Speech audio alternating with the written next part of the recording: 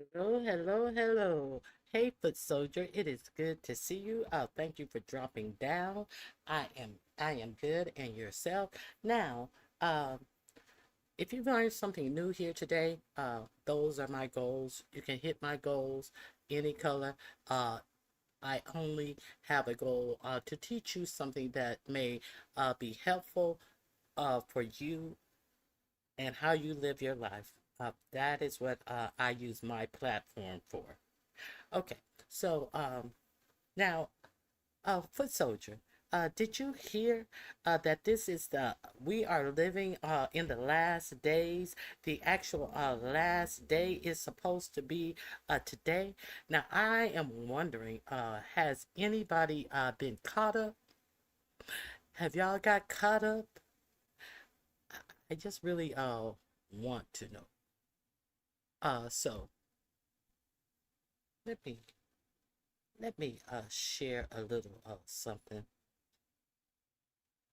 Let me share a little something on the occasion of what these Christian nationalists are saying that this is a rapture day. Have you guys heard that this is rapture?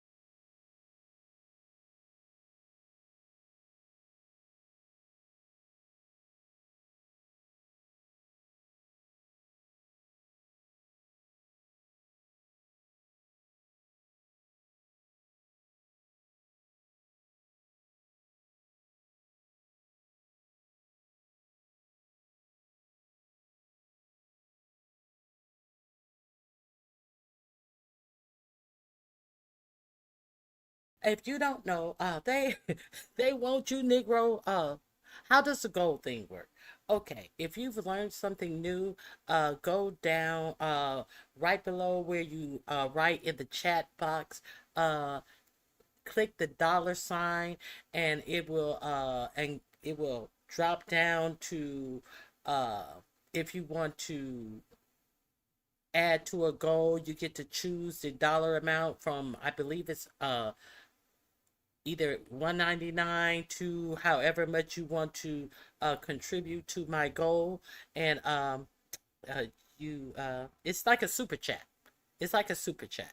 So go down to the dollar below, and it'll say do you want to contribute to the goal? Hey, a view is a view. A view is a view. Did you know that the rapture was today? A view is a view. You've been getting casket ready. I don't have no money. Okay, well, that's how that. When you get money, that is how the goals work. When you see somebody have a goal, that's how it works. Okay, a view is a view. Now I know you have been getting casket ready for quite a few days. My goal is to stay alive. I lost 27 since they said I died. Oh my God. Yeah. Well, a view is a view. A view is a view. Just keep doing what you're doing. We know you haven't died. I thought that Red Treasure had died because you see her every blue moon, and the audacity for her to be the person who said someone died. So let me drop my link just in case a view is a view want to come up here and cough up her ghostly smoke in the chat. Since she's gone away and all. If anyone have Thank you, Miss Toby, for helping me reach my goal. I, I was just about to drop it. A viewer's review. Here we go.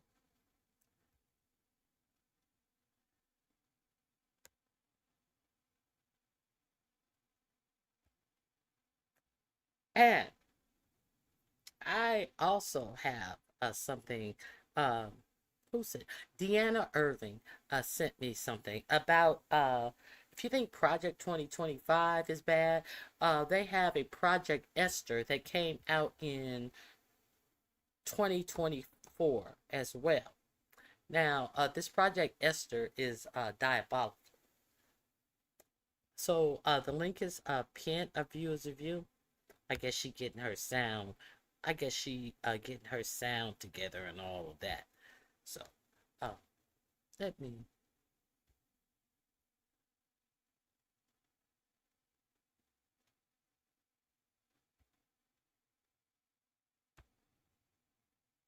I guess a viewer's review is not coming. Okay. Let me remove this. Now, this is not a AI picture. Uh, Somebody happened to capture this real picture. That's a lamp or some type of globe behind him, and the little things that are around the globe actually makes him look like you know, it makes the picture more realistic. I'll say. That is not AI. That is a real picture. Now, have you heard about spam face taking a bribe for $50,000 prior to the election because it was rumored that he would be over ICE, and so therefore he was doing business. He opened up his number shop, and he had people coming to him asking him for favors and dropping off money, cold hard cash, in paper bags to him, real mafioso style. The FBI then got wind of it, and they did a videotape sting on him, and he promised to give some ICE contracts to these undercover FBI agents who left a bag of $50,000 in a cava. That's a little restaurant bag, and they have it on video. Now, when Caroline Levitt was asked about it, she said, "You guys were lying on poor Tom Lunch Meat Face." A view's a view. Is that you? Mm-hmm. What's going on? Hold on, Miss Veronica. I got to do the spooky noise. Ooh, ooh, ooh. I am coming back. Let me open.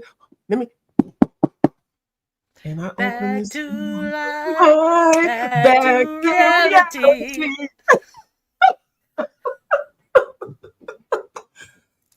This is a serious matter. Shout out to my sorority. Anyway, this is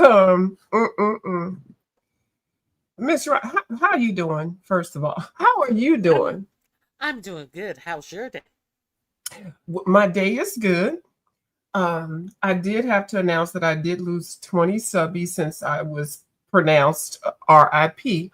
Um, and I guess the 20 people that were here, I guess they were waiting for me to die. So they said the bitch dead, be gone. Okay.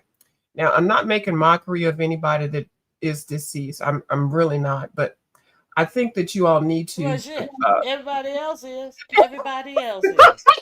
Everybody else is. They sitting up here chasing behind these men who want to my God. who want to who, who want to profit off of this dead woman, these men who are showing that they have no respect for black women. Oh, I'm not Mm, going to go to that show, but I'll be back to your show when you're done with that. These men mm, who don't care enough about black women to date or marry black women. Oh, Lemon, he preferred the penis type of He gay. a He's gay. person. He like the yeah. Okay, He's so now they sitting up there not allegedly. padding they fucking rooms, knowing that they don't respect them, they don't care about them, but they Hmm. still continue to support the bullshit. So they get what they deserve. Let's continue. Well, I was, Miss Ronique, I was over there on my live now because I really haven't felt like I've gotten the story out now. I just need y'all to know. Y'all need to just stop getting on here repeating stuff and saying stuff. The only person that gave me some little piece of damn grace was fucking Wilson. Wilson with his messy ass. He would have been the first one to be like, "View dead, y'all." But Wilson, when he heard about it, he was like, "No, she too surly." What the fuck? That was as being surly. See, Wilson, you gave me a goddamn a backhanded compliment talking about something. She too surly to die. That means you too mean and ornery and cantankerous. Okay. and So and Wilson got his nerves. He thought that he was going to be caught up in the rapture. He went and got Botox, thinking God was going to forgive him for all the fuck shit. When he thought he heard the rapture was supposed to be the day, that motherfucker went and got that Botox shot up in his face, and the top part of his face, the bottom part of his face still looked like a worn out leather shoe, and he thought that he was gonna bamboozle God to let him in heaven after doing all this fuck shit under I God's saw his name. forehead. His forehead looked like a goddamn greased up goddamn bowling ball. It looked like a goddamn greased up goddamn cue ball. That fucking But forehead listen, don't have no goddamn wrinkles up in that bitch. What the fuck did you do that with the Botox? Oh my you God. didn't know that, you didn't hear about that, I heard about it, but then I just saw a girl. picture before I came up on here. That head is smooth, baby bottom smooth. His forehead was so fucking wrinkled, like an Afghan sweater. Like, really? Wilson, how much was that?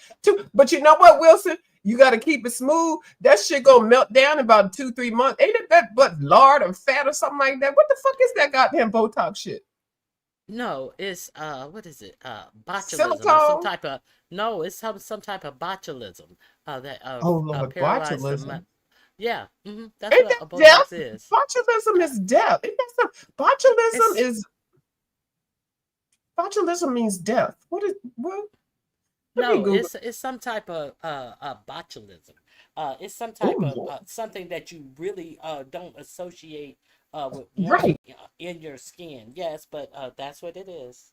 Is it Oh, like when botulism? we I were think it's smoking weed and botulism. they was using embalming fluid, we were like, weed to get high and then embalming fluid to die. So is that what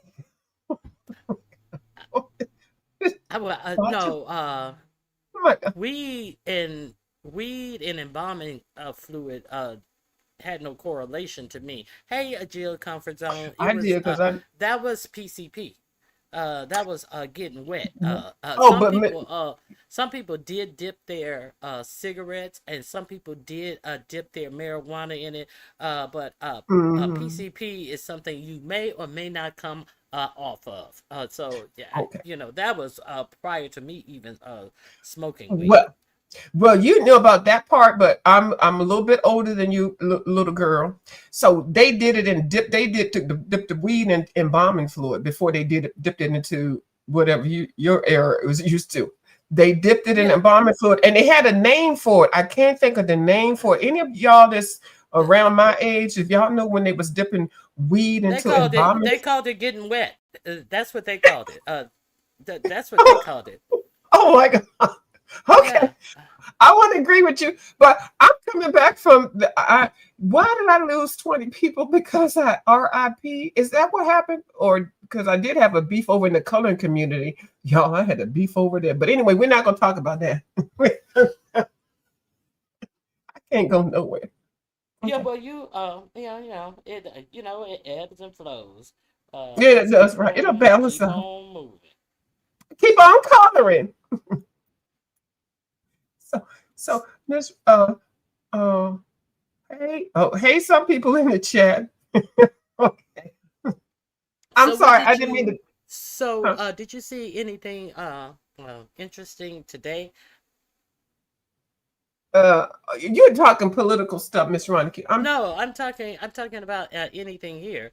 Oh, Because I didn't watch anything or I anybody. heard. Oh, What you yeah, heard. I heard. Okay, what I had then heard. Okay, so I'm not sure about the whole. Everybody keeps flip flopping and stuff. Now, I did hear that people are allegedly saying, which actually, if you really look back at the videos, that just Rusty Your is a sound went out, midget. you. Oh, it Your did. sound went out. People are alleging what? Can you hear me now? Thank you, stomp down. Do It's tell. it's stumped I down hear you still. now. Okay. Thank you. They're saying allegedly that Krista is a midget. But I was reading somebody's comment and that they actually broke it down when they saw her because she has this video. See, why can't I just be left alone? Everybody got to put my name in the damn thing. So this video is circulating around where Pam, I walked for you. Bitch, you didn't walk. You did not walk. You turned around like your fucking one foot was nailed to the floor and you twirled, okay? And then when you twirled, you did not walk, you did not move. And then when you twirled, we saw that the dimensions and the size of your fucking space in the background, that messy ass kitchen and the darkness and your big motherfucking square rock head was not in the right proportion of anybody that's even 5'1". It looks like What? really strongly that you are a small person, okay? But we can already tell you got some goddamn genetic issues with that goddamn 9 feet between one eye and the other eye, okay? Your motherfucking head and the motherfucking lips and everything, She your face lets you know. You mean to tell me she can't walk the distance, but that the No, space is between her eyes? She can't even walk no, that distance. Okay, no, let me tell she you. can't even. So, Oh, that was a good one. She can't walk the distance between the space between her eyes. The space between her eyes, Miss Ronica, is so large, and that is actually a genetic malfunction. It's telling you something genetically is wrong with her. But she gets on here saying, "If you making fun of the fact that my space is wide, girl." But no, we can look at you and determine that something is wrong with you, and it's okay. Why are you just trying to deny that you can't walk? A lot of people get on here and talk shit. I was just talking to one of my friends over here. I had Mr. Raphael on my panel, and he's in a wheelchair in a whole goddamn convalescent bed. He got on and my panel and he can hustle. He can hustle up money for new furniture, bitch. Hey, hustle up some money for new furniture. Shit, Raphael got money. You silly hoe. You sitting up there for hours. Raphael put a story out there and collected money for a whole new bedroom suit. so get your ass up, bitch, and hobble and whatever the fuck wheelchair, goddamn crutch. And then I saw a video where she got out some car and shit. Girl, it took her about 15 minutes to get her fucking leg out the door and shit. She hobbling over. Girl, why don't you just recognize it? Raphael got like $2,000 coming over to my lab, telling her how much the club chat had swindled him out of money, which is, I don't believe they did that. Them bitches got more. They got their own wheelchair and cane issues to deal with. They ain't got time to be worried about your motherfucking ass, Raphael. But Raphael got $2,000 off of my motherfucking life. He ain't sent me nothing. I sent him $50. Old bitch. He got you too, Bo. He got you too, goddamn it. So just Chris to bring your motherfucking hobbling, goddamn crutch you walking, goddamn crutch you walking ass. you sitting up there priming the pump, thinking you gonna get something on the back end. He said, "All right, bye, I'm out." And, Monica, how you know what my MO ooh, was? I was waiting. I ooh. hosted the show. I tried to do a Lady Nika or a damn Piss Bizarro Lady thing. You don't get the Nika, money on the you get your cut off the top when they get money. You get say money, that they bitch. owed you. That is my money. I Get don't money. steal from nobody. I don't Nobody. when you A owe Lady me. I Nika. don't tell nobody. Lady No, I Nika, keep my get mouth your money closed. off the Yeah. top. Raphael just said, fuck you, bitch, and goodbye. And thank you for your $50 too. He walked off my goddamn thing with over $2,000. Because he said, anyway, I ain't gonna repeat what he said. Y'all go watch the old videos. But anyway, ain't that some shit, Miss Ronnie King? That's some This shit, motherfucker. girl. That is some Of course, shit for you. Kristen, get off the goddamn lemon panel and go ahead and hobble your ass, walk your ass, put a cane, get on the floor and crawl. Girl, you can get some money, okay? You can get that money, okay? Nobody gives a fuck. We already know you can't get around. You're not that mobile. But anyway, why be shy about it? You obese, you can gain more weight. It's okay. A lot of people on here are overweight. But, you know, I'm not, so don't talk about my ass. But anyway, go get your money, bitch. Fucking bitch.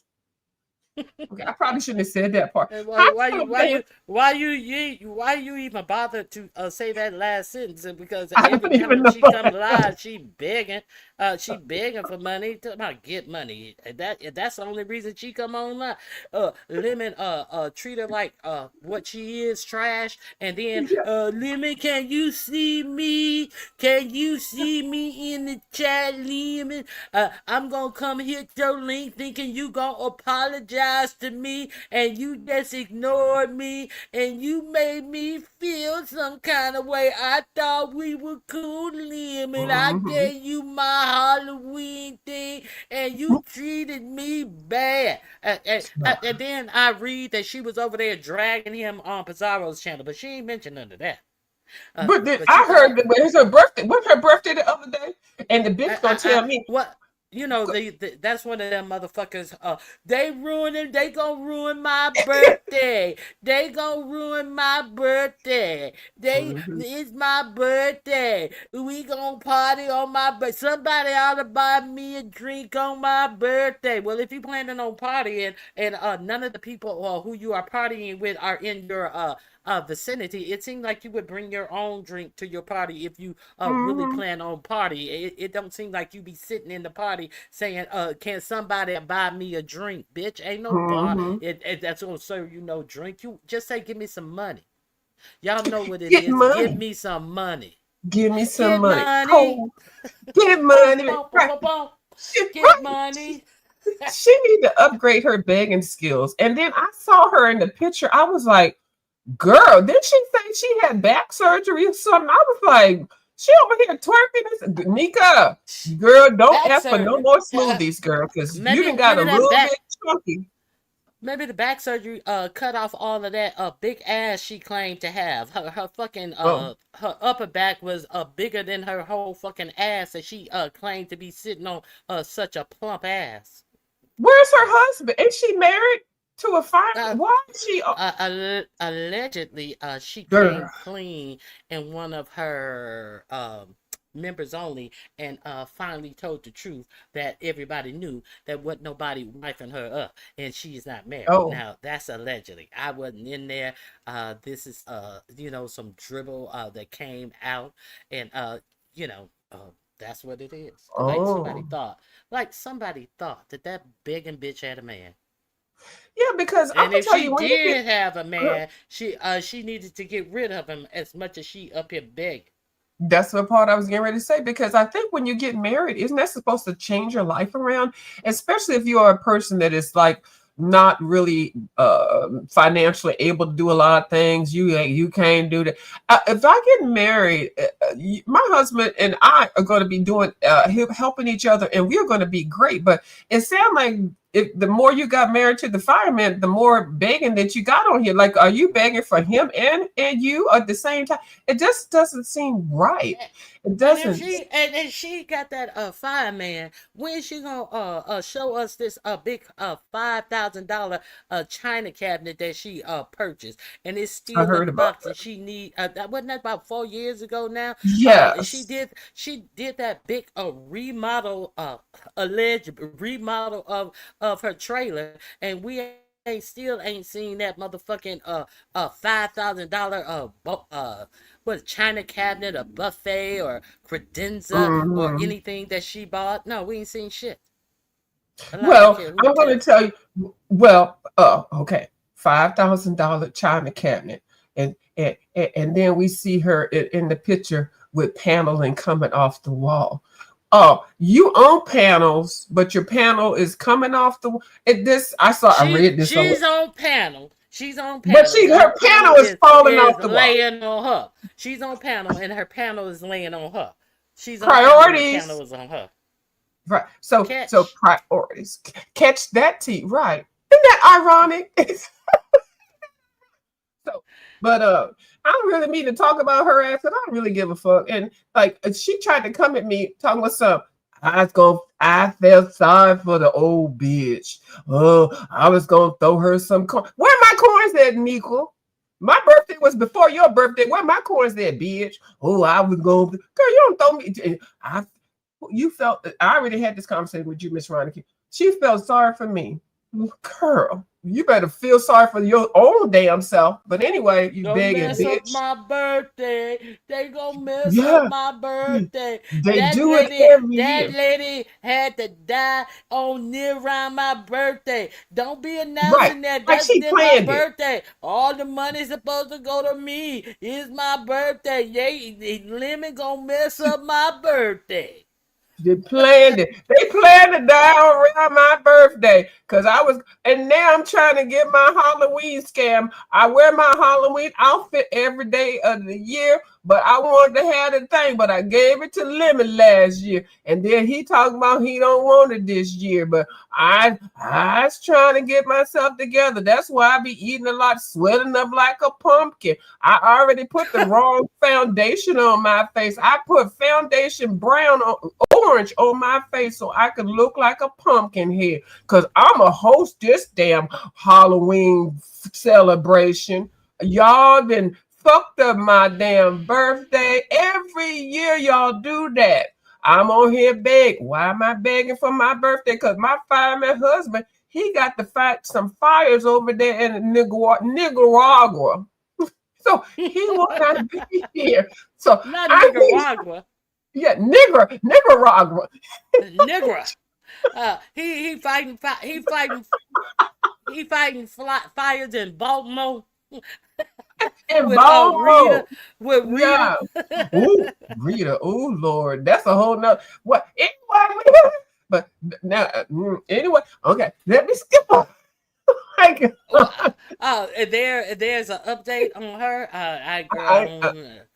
yeah, What is because it? I ain't gonna say nothing. I don't know. Some people you just don't feel like. I'm like, it's like wash, rinse, repeat. I don't know. I guess a lot of people just have a lot of bad luck going on in their life, and I can't. I just listen. I'm sorry that things going on over there, but I can't. You know what I mean, Miss Ronica? It's like I just leave it right there. My purse is closed. Ain't nobody asking me nothing. I don't know nothing. I ain't seen. I'm doing like Jay Wilson. I don't. And then Vivian get caught it up with a damn in a gurney somewhere. Who? Vivian. Yeah. Okay, I don't know nothing about. I don't know nothing. I don't see nothing. Did you hear anything about it? I heard. I saw a screenshot that Deanna Irvin had put it up on her community wall, and she had, and I was like, who is this lady on the right? I don't know if it was AI picture of Vivian with a long silky wig on, but then they had the gurneys. She said that she got sick and had to be taken to the hospital. You know, I wonder Yeah, if Pastor Wilson went to visit her. no. No, I don't. No, I don't. I don't want to And see that. to her, in her eyes, he's her best friend. Wilson don't care about you, lady. I wish you would, Vivian. I wish you would understand. He does not care about you, and he definitely doesn't want you to do any T-shirts for any future events or any past events because you cannot spell. Okay. So Titty Babe had a daggone function. Did you hear that? Timothy had what?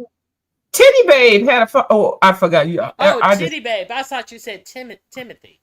Yeah, no, I I don't. I I saw some of it. It looked like they had good fun though.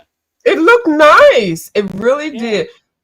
did. I can't say nothing about it. It looked like they were having fun. I just heard Hmm. something about her wig fell off or something like that. But I mean, I guess I Yeah, I mean, saw that. I saw that on the party bus because she had.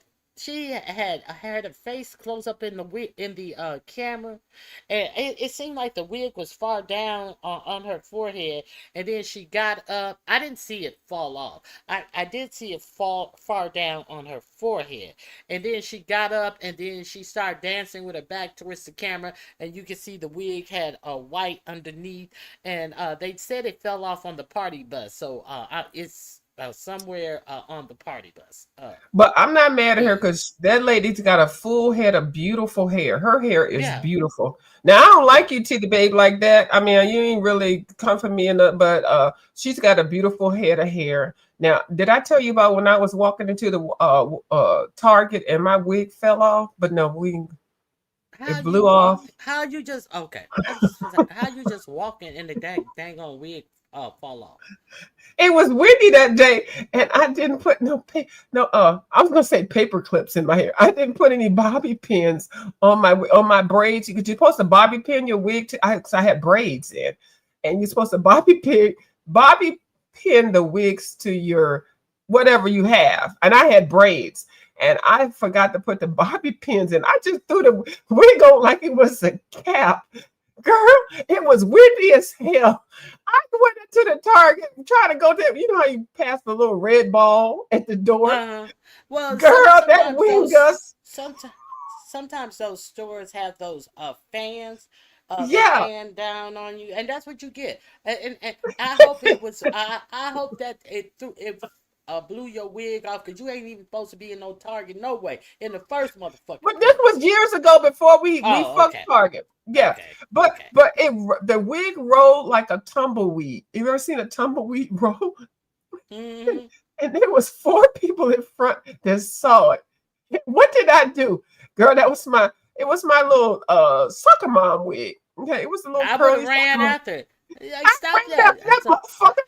I took that wig and snatched it up and I put it up under my chest and I walked into the store like I did not never happened. Girl, I don't I blame don't you. know nothing. I'd have chased my wig too. I ain't never wore a wig, but I imagine if I put some money in it, it wouldn't be no cheap ass wig, and I'd chase it down to Hazy Sarah. Hi, Sarah. How you doing? I ain't seen you in a minute. Hey, Hey, girl. Miss Douglas. Y'all like, oh, she got view up on here. Oh Lord, let me change the channels. Okay. Let me see what else did I see. Then I'm gonna get off here. Do you know? Oh, no, no, that's not appropriate. I don't. What? No, you see, What? What is it? I don't know. do you know Nova Hampton? Oh, I saw that. I saw It's that. quite disturbing.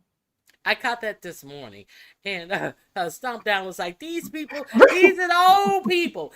These are people who trying to have church service. This is disgusting. This goddamn Nova Hampton. Oh, I didn't know.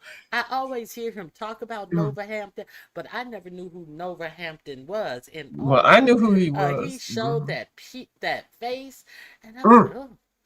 But But I saw the whole surgery thing. Because I would go to his channel. I saw the whole transition and everything. And when I tell wait a you, minute. a Wait a hot minute. mess, huh? They I have didn't see had the the actual cutting. surgery. No. They've had the surgery. Yeah, and this person is definitely mentally ill. Nobody should Ah, approve of him to have this transitional surgery. Nobody, because he has mental illnesses that he needs to address. and that's So one they of the have, things that they're supposed to test for before right, doing that surgery. That's right. So crazy. they prefer I thought that approve. that was I thought that that was a Lady Dimples type of situation going on. Oh, it actually happened. And so after you have that, so they did the surgery. It got approved. I don't know why. But if you speak with her for 5 minutes, and I'm saying her because I'm being respectful. You speak with her for 5 minutes, you know there's some issues. So anyway, she actually did the surgery, got approved, which she's not in a stable place, a stable mindset, or anything. So somebody needs to be at fault for this. So anyway, so she had the surgery, which is Wait surgery, a minute. Wait a minute. Was that huh? really the inside of her house that he showed with those wood floors that had so much dirt embedded into them that it looked like it was stained with black ebony color wood stain in some places, and brown wood in the other places, and they had their sleeping bed on that floor with no bed frame. It was that really their place? Well, this is my because he's had that surgery at least a year or two ago. I don't really remember the environment. I thought the environment looked worse, but I guess that may be it. I don't know. I'm not going to say it is or not. But let me get to the part that he needed when he had the surgery. First of all, he was granted the surgery. That once you have that type of surgery, that's an actual wound and cut, and it needs to Yeah, be maintained. yeah. So that looks like the same place where he was doing that situation, but he has to do Oh, that don't several tell me they times. were he was Yes, showing him. Oh my God, don't tell me. yes, yes. So we're gonna skip that. Yeah. Now, what a view is talking about? I'm not. We're not going to skip that. Some people name. I just became aware. Uh, what is that? Chick name who does um celebrity news? I forget her name.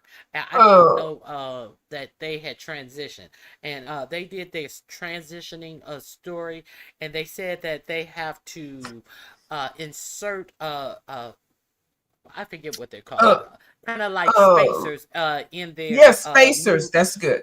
Yeah, new vagina to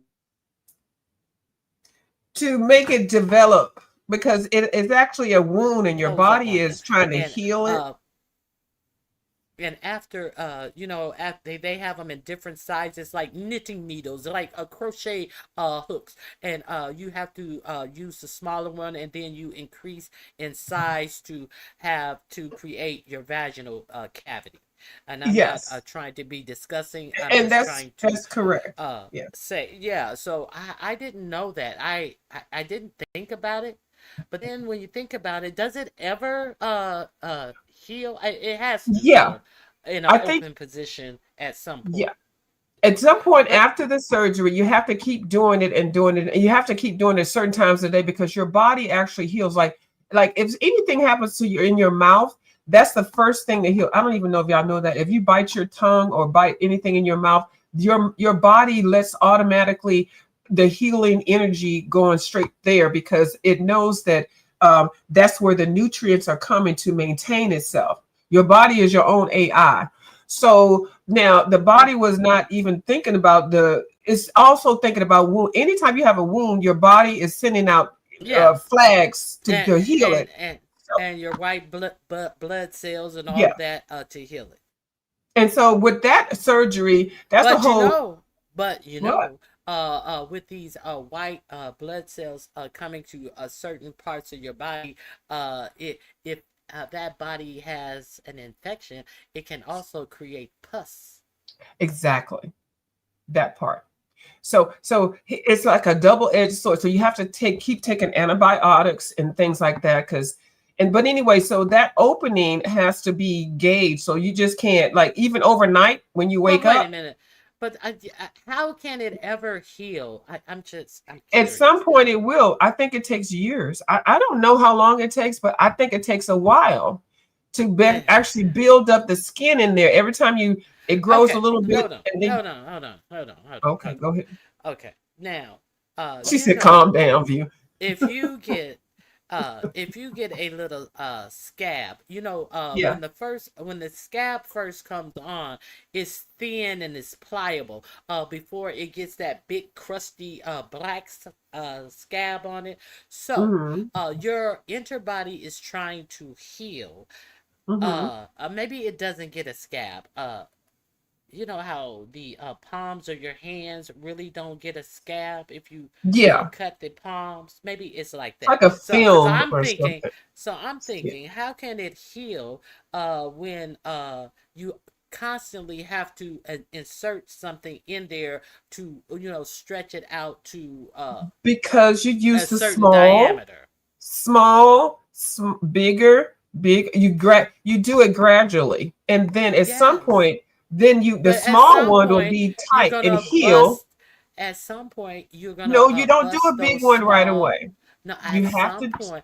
at some point, even when you put the small one in, it's gonna disrupt something, You got and to keep doing it. right, and so if you keep doing it, your scab is never going to It scab will, over. Miss Ronnie Q, I don't because know if you get scabs there. the smallest one will heal. And then at some point, when you keep sticking it in there and you get to the bigger, then the smaller one will heal. And then you go to the next level. And then you keep doing it. I don't even know how many times and do all of it. And then at some point, the small one won't be able to get in there because it'll be healed. And then it goes up. It's like a plant. Like if it grows, it'll just grow. It does heal, Miss Ronnie, because we got the people that's out here that proved it is healed because they having good sex with their new parts. So it does heal. But he is at a Okay. position where he's not really able to, he's not a good example of this whole He's surgery. not And in a actually, good. it's an He's not in embarrassment. a good. I now. Stomp Down says yes, that is his place. It was. I can't say it was neat. I will give him that. That it was neat, even though there were some bins stacked up on the side of the dresser. It It was was neat. neat. It was Uh, very but neat. Mhm. but uh, I would hate to have to live there and have an open wound because it didn't look. It looked neat, but it didn't look clean. And His room maybe looked cleaner than Rico's room.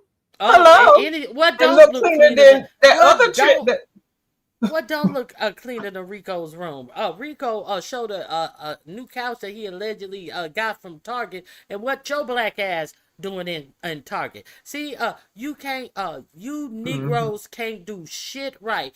Bragging about some shit you got from Target when your dumbasses ain't even supposed to be shopping up in Target. Now you see how quickly Disney turned around when they lost between $1 and $4 billion in less than a week, and Jimmy Kimmel show gonna be on tonight. And see, Mhm. niggas don't know the power of nothing but begging other people for shit. Yeah, I went to Target. I don't care. I went to Target. That's ODS. Yeah, I went Mhm. to Target. I don't care. Yeah, we know you don't care because you don't care to sit on here and beg and put But somebody else's child up here to beg as well. but did you We see his new sofa? His new sofa. I don't care what came from Target. His new sofa. He got on there cash and a bottle of liquor, and he didn't even have the cap on the liquor bottle.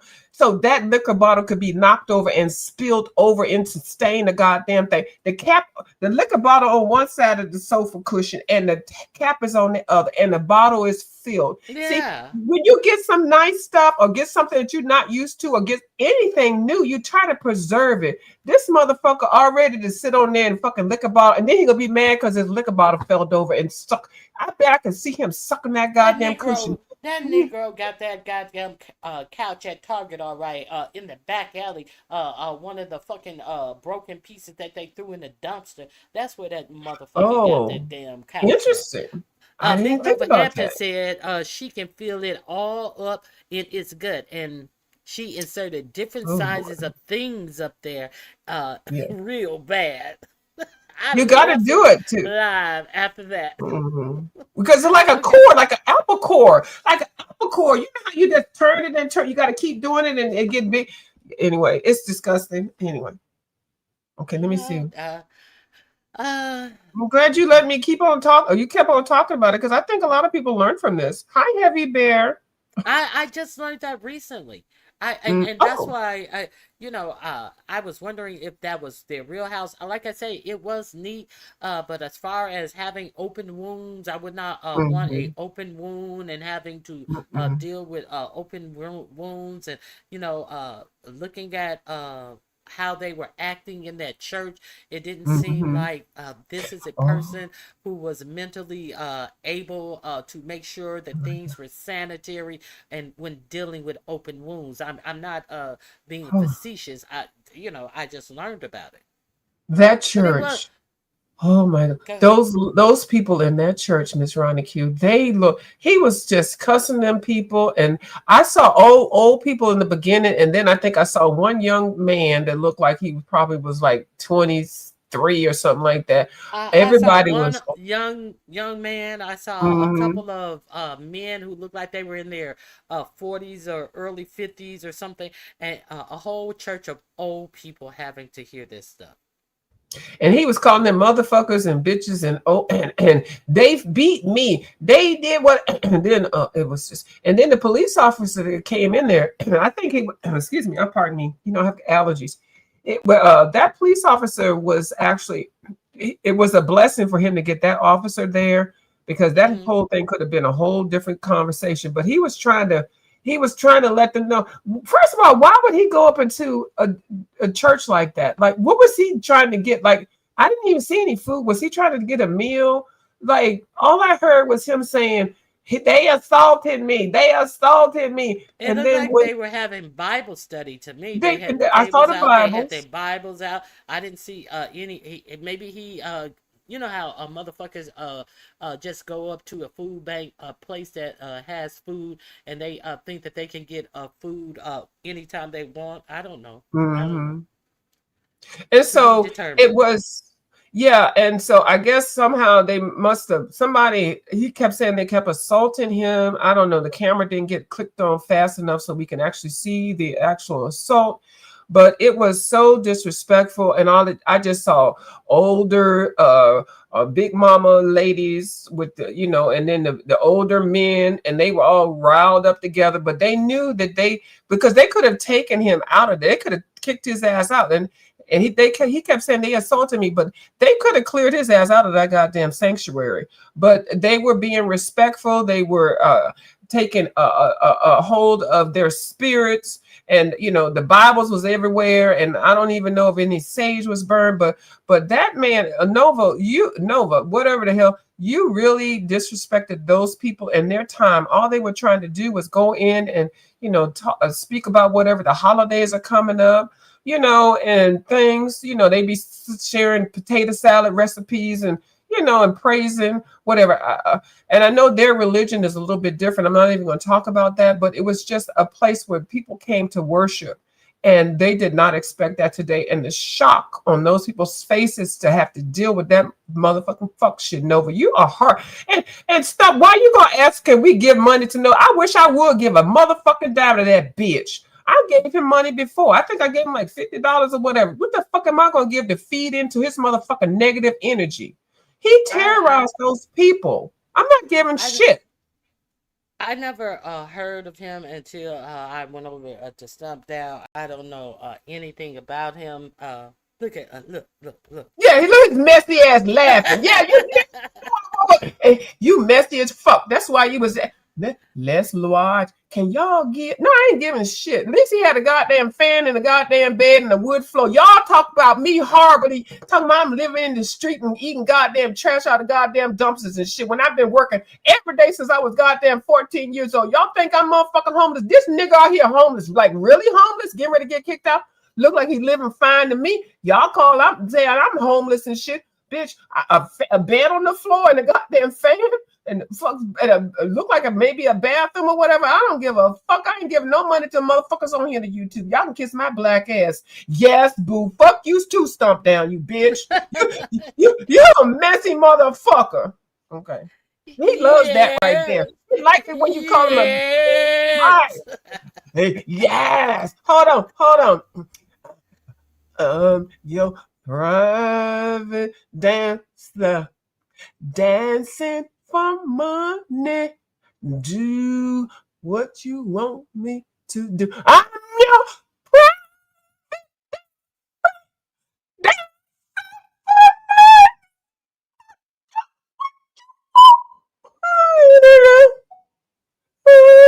Your pride. I need a cash app. A view is a view. I'm sorry, Miss Ronica. I had to say it. Bitch, give me goddamn Yes, I heard that people were saying that she was dead. Her vocal cords are dead. I thought it was just me, but her vocal it's cords definitely have passed away. bitch. I didn't mean to call you a bitch, but that don't be because you can sing. You just jealous of me, Ronnie Q, I because your can't ass can sing. sing. Yes, you I can't can sing, sing. but I will. I Go. cannot Can you sing, give us a but little I version of will. Private Dancer? Can you? Because I I'm know your you can. private dancer, dancing for money. do what you want me to do. I'm no private dancer, dancing for money. Any old music will do. He Yeah. just be Yeah. But and I yes. apologize for coming over here wrecking Miss Ron Q's show, but this shit was funny. Okay. All right. I'm gonna Yeah, get off of yeah, here now. I caught you. All right, let me get into Thank to you. this because I Yeah, know I because know. this is very Now it's, I want to know something. I do want to know something. uh-oh. Seriously. Now you know that most black folks with common sense boycotted Target behind their DEI practices. Yes. Now now we know that that was an effort successfully done by a coalition of black people telling these corporations that they need to respect our dollars. Most of us black people, you know, when you beg for dollars, you can brag about going to Target. I digress. However, Hmm. now this thing, now that was a black effort. Now this thing with Jimmy Kimmel and people uh, uh, canceling their cruises, uh, uh, they were so overwhelmed with the cancellation channel for Hulu, Disney Plus, that the page kept crashing because so many people were trying to unsubscribe. And now these were all people. Now, why didn't all people help with the effort at Target? However, we kept going, and Yes. the CEO was replaced. Now is they are possibly filing for bankruptcy. But you know that notice that more people came out. Well, I wouldn't say they came out for Jimmy Kimmel. More people came out for free speech as a whole. But I think that it would be good to understand that not everybody came out for this cancellation of DEI. And I think that while I am not going back to Hulu or my Disney channels, I think that it would behooves of us to understand the importance of where we spend our dollars. And the last thing I want to say about that is that what do you think about that? That's Well, the first of thing all. is, what I think about that was I thought it was a good move because Target has been supporting a lot of things that have been against us. But when we started boycotting them, now I know right now people are like sliding in there and all that kind of stuff. When I talked about I went to Target, that was years before this whole situation occurred. But the thing that happened is Target really took a hit. Target really took a hit. They had to even beg to have Mr. Al Sharpton come over and have a damn conversation. Like, hey, that was the most humiliating thing I'm sure a company would ever do. The people that you are saying, we don't like you, we don't want you, we're not supporting you, fuck you, and all that kind of shit, and supporting the things that are causing negative actions against us. Can y'all go over there and talk to Al Sharpton? Because Mr. Al Sharpton, Mr. Reverend Al Sharpton, does get stuff mixed up and kick it up in there and stuff. But they had to have the whole goddamn CEO asked to have a meeting for Al Sharpton. And Al Sharpton doesn't speak for all the black people in America, And okay? Or the people that are mixed. that was very It disingenuous as was. well, It because sure was. Al Sharpton wasn't the one who called for the boycott. It was Nope. Jamal Bryant and some other people, and they did not bring him to the table. And That part. if they really wanted to start, the only thing that they had to do was to put back their DEI. Now, I'm gonna give them credit. Uh, they had started selling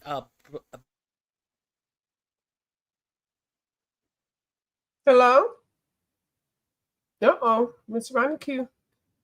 Yeah, but I didn't like how they did that, That and so was the thing now, to get okay, go ahead. people who had see that was the problem. Al Sharpton does not tell us what to do, and in this case of the Nope, DEI, Al Sharpton was not the one who initiated it. So that's why I feel that it was disingenuous. it sure What? was. Not you, bitch.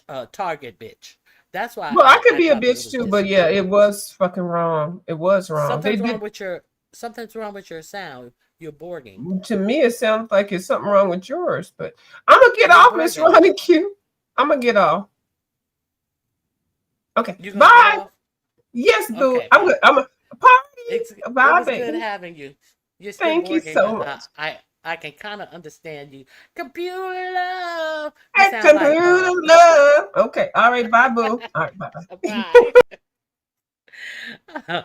Okay, let me get into what I want to talk about today. Um, I want to thank Deanna Irving for giving me uh, a little tap on the head about this situation. Stomp down, cover your ears, cause I know you can't stand. You know Joy Ann Reed. But Joy Ann Reed bought this out. And it goes further. That okay. So you guys heard me talking about how are they saying that these people who are protesting what's going on in Palestine and calling them supporters of Hamas. No, they're not supporting Hamas. They're supporting humanity. That's what they were supporting. And we do know that a lot of these people who had protests, two or three of them, the woman from uh, what I forget the name of the college, and the guy from Colombia, they were held in Louisiana facing deportation. Marco Rubio came out here and said that they are taking away visas for anybody who were a part of those protests and all of this, trying to say all of this was behind anti-Semitism. All of this, they said that these people were anti-Semites. Now, I do want you to understand. We got to put this whole thing together because this is interesting to me. Now, it is interesting that it has been alleged and it has been reported that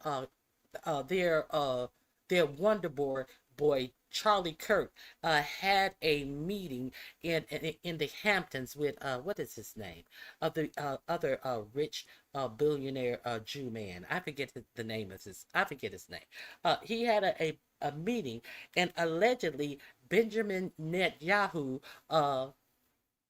was called to talk to Charlie Kirk. And it has been alleged that in Netanyahu talking to Charlie Kirk, he offered him a large sum of money. He wanted Kirk to go visit him in Israel, and it has been reported that it was over at to or over $100 million that was offered to Charlie Kirk. Now, you saw all of this big performance about Charlie Kirk.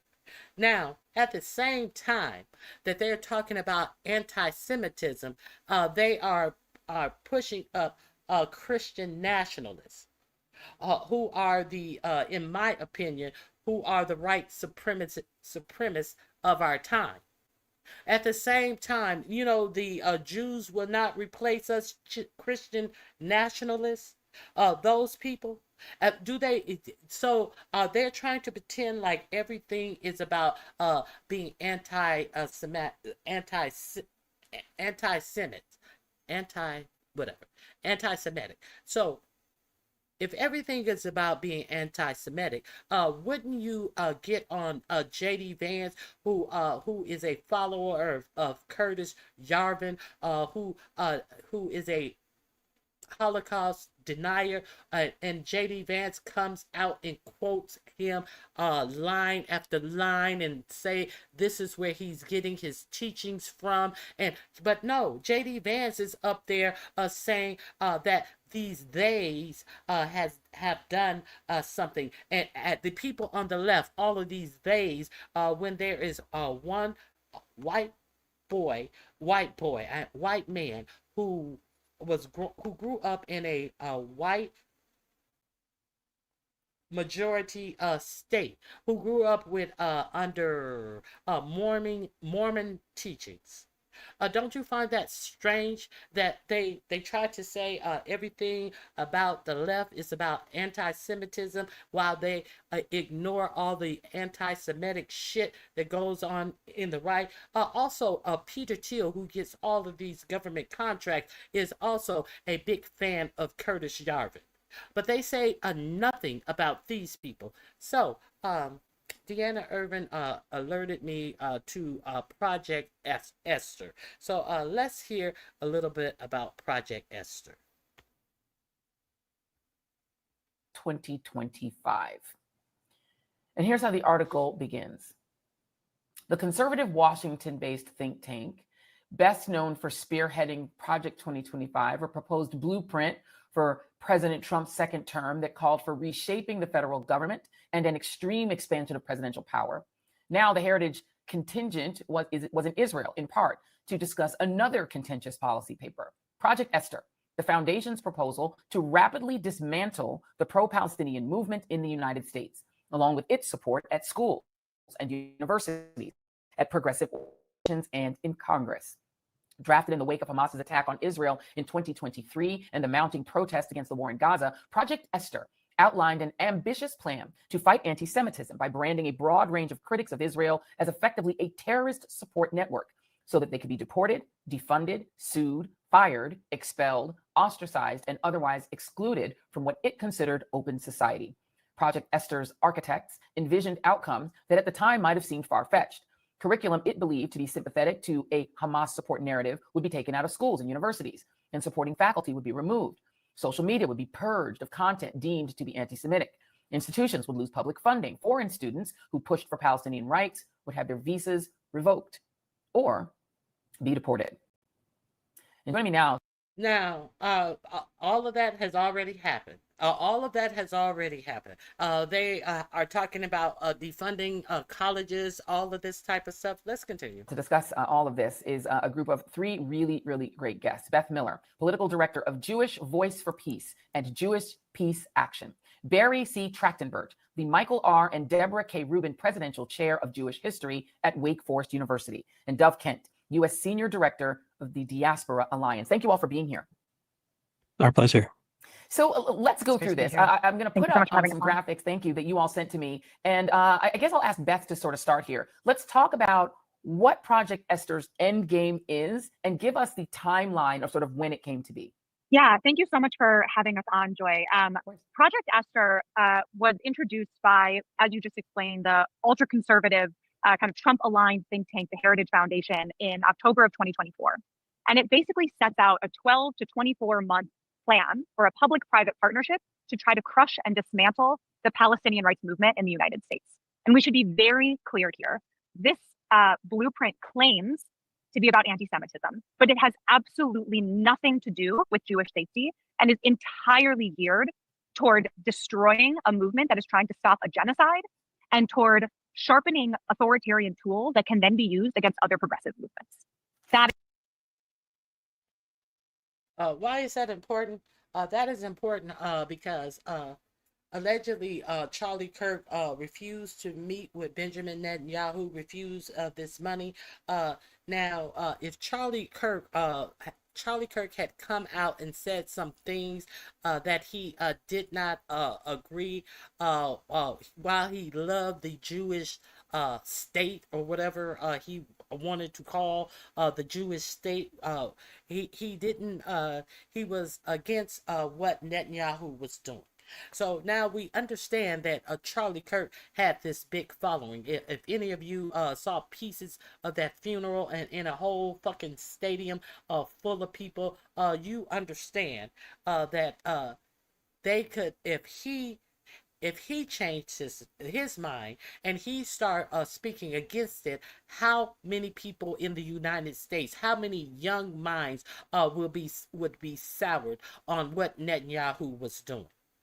So I'm saying all of this to say that now what a person who had nothing to do with a shooting comes out twice and says that they have had nothing to do with unaliving somebody if they live in a whole different continent. Benjamin Netanyahu came out twice and assured that he and Charlie, you notice everybody was Charlie Kirk's good friend.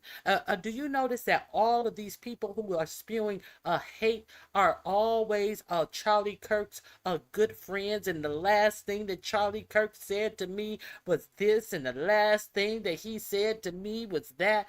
Do you notice that Benjamin Netanyahu also came out and said that he and Charlie Kirk were great friends and he had nothing to do with it. However, someone who worked on Turning Points, I believe he worked for Turning Point, came out and alleged that Charlie Kirk was in fear. I think it was the last 2 weeks of his life that he allegedly was in fear of something happening to him via Israel. So let's take this a little bit further. You heard of all the times that the shooter took apart his gun, and they found the screwdriver that he took the gun apart with on the roof. Because he assembled the gun. That's why you didn't see the gun on the stairs. And he got on the roof and assembled the gun. And then after he shot, he took the gun apart and he left the screwdriver on the roof. Well, I don't know anything about that type of gun, but I have heard reports that that gun cannot be assembled or disassembled with a screwdriver. That's one thing. And if he took it apart after shooting him, you mean to tell me that you found the gun totally put back together in the woods, but he left the screwdriver on the roof? So what did he reassemble this assembled gun? Hey, what did he assemble? How did he reassemble this gun in the woods that you found fully assembled? And if he sat there and reassembled the gun, then why then does his text messages show that I'm waiting for the police to leave. I have already they have already searched this area. I'm trying to retrieve the gun. So how does that make sense to you? He had nothing to reassemble the gun. The gun was found assembled in the woods, and he sat there and assembled the gun and left it in the woods. And what is all of this? What I'm just asking questions. This sounds crazy. I have something else I want to share with you. Let's get to this. Is their goal. That is their And is there a piece of it? I mean, naming it Project Esther seems like it has sort of a meaning, Beth, that might not be a positive one for women. So the name Project Esther actually comes from the Purim story and Queen Esther, who kind of helped save the Jewish people in this story. But I think what's really ironic about them choosing this name is that Jewish people were not involved in the writing of Project Esther. That is actually clear in the New York Times article that you just the reporting they found and what other people have looked into it. This was written by white Christian nationalists, many of whom are themselves anti-Semitic. And if you read through Project Esther, it's what did I tell you? I already brought this up. If they are chastising people for being anti-Semitic in colleges, but they are letting these Christian nationalists who are themselves anti-Semitic by with a pass and acting as if these are really godly people. What are we doing here? Let's continue. Riddled with conspiracy theories that are themselves very anti-Semitic. And so it's the irony and the kind of pain of them trying to pull from a Jewish story to create this title it's absurd. And it kind of speaks to the ways in which this project actually knows nothing about Jewish Americans, has nothing to do with Jewish safety, and is really just about kind of dividing our communities and dismantling our civil liberties. And Barry Trachtenberg, that seems to be a through line with a lot of these attacks on universities, on Harvard University, on Columbia, you name it, and these attempts to extort money from UCLA and USC and to try to get them all to pay $1 billion or $500 million to the Trump administration, all of that. A lot of the push on it is not Jewish people. It is evangelicals. It's white evangelical Christian men, for the most part, who seem to be the most zealous on this stuff, and white evangelical Christian members of Congress, United States Senate. Even this broadcast company. Now we know that Jimmy Kimmel is coming back tonight. But St. Clair Media, the affiliate that broadcast that they said got so many complaints from the people who watch. They were the reason that St. Clair and the other, I forget, something Star Media, the affiliate stations, they said that they will not be broadcasting Kimmel in the areas where they are over the broadcasting on ABC. They will not be airing it. However, it is also strange that the FCC, who is over this merger, follow the money. Let's follow the money. Disney has already cried uncle. But there is this something Star, I forget, not Star Dance, Star something, the other affiliate. They came out with they said that Kimmel must apologize and he must give a hefty donation to Turning Points USA, Charlie Kirk's little political organization. They are demanding they want to crush him by making him pay somebody who he did absolutely nothing egregious to or about. Okay, so they're still trying to trample on our free speech. Let's continue. And also members of the Trump administration. Can you talk about that and some of the tactics that they lay out in this plan? Yeah, absolutely. What these groups have done, who largely come from Christian nationalist backgrounds, they have sought to weaponize anti-Semitism in order not to help make life safe for Jews on our college campuses, but to dismantle so many of the structures that have sustained our universities for so long. Start again. They've weaponized anti-Semitism. Oh, I'm sorry. Went out for a moment. Yeah, so these groups are weaponizing anti-Semitism in order to dismantle our universities and the work that we do. They are using anti-Semitism as a means to take apart our DEI institutions, our academic freedom, our courses in ethnic studies, none of which makes life any safer for Jewish students, and in fact increases the hostility on campus for all of our students and all of our faculty. The people behind Project Esther believe that universities are hotbeds of radicalism, that university professors are grooming students to overthrow the government. I wish we had that sort of power over our students. That means they would do their homework. They would come prepared for classes if we had that type of authority. At our best, universities are places where we can have the free exchange of ideas, where we can investigate social problems. We can try and test out solutions to make a better, more democratic society. But this is exactly what the Heritage Foundation and Christian nationalists don't want to happen. They want to create societies that are based along strict right-wing agendas that will deny the diversity and freedoms that we have fought so hard to sustain in our institutions. And they are weaponizing anti-Semitism in this particular way to try to take these structures apart.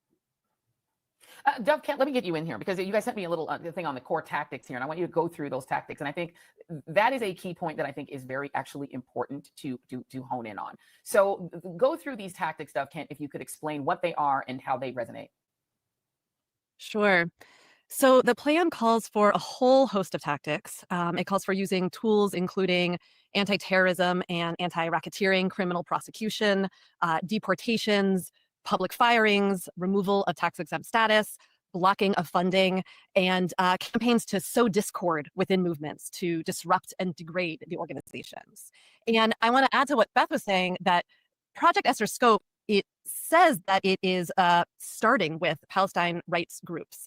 but it actually targets a really wide spectrum of liberal donors, foundations, and organizations. The plan names anti-capitalist groups and claiming that all of these are aligned with, quote, America's overseas enemies. And all this really just sets the stage for guilt by association and exposes the true intent of Project Esther, which is dismantling civil society institutions such as universities, such as nonprofit organizations, as a way to get rid of any domestic opposition to the Trump administration. And it's all under the pretext of protecting Jews. So the Christian right is really using us as a tip of the spear for an assault on democracy that they had planned long before the production of this report.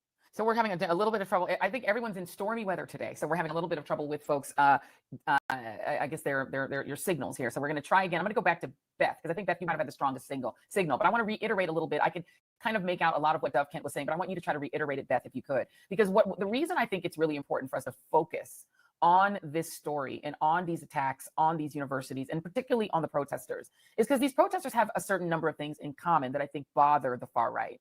They are largely multiracial, multicultural groups of young people. They are protesting. They are talking about things like colonialism. They are rethinking known and sort of settled history. And they themselves like sort of exhibit DEI. They're diverse. They're curious. They are not listening to necessarily authority. They're standing up against authority. These are all the things that if you want to build a fascist state, you have to get rid of, right? And it is, to me, and how can you get rid of a fascist state if Charlie Kirk was kind of questioning what is going on in Palestine with all of his young following? This link is in my description box. Let me move on. Let me move on to a little bit more that I want to share with you about this Esther. Project Esther. Here we go. Oh.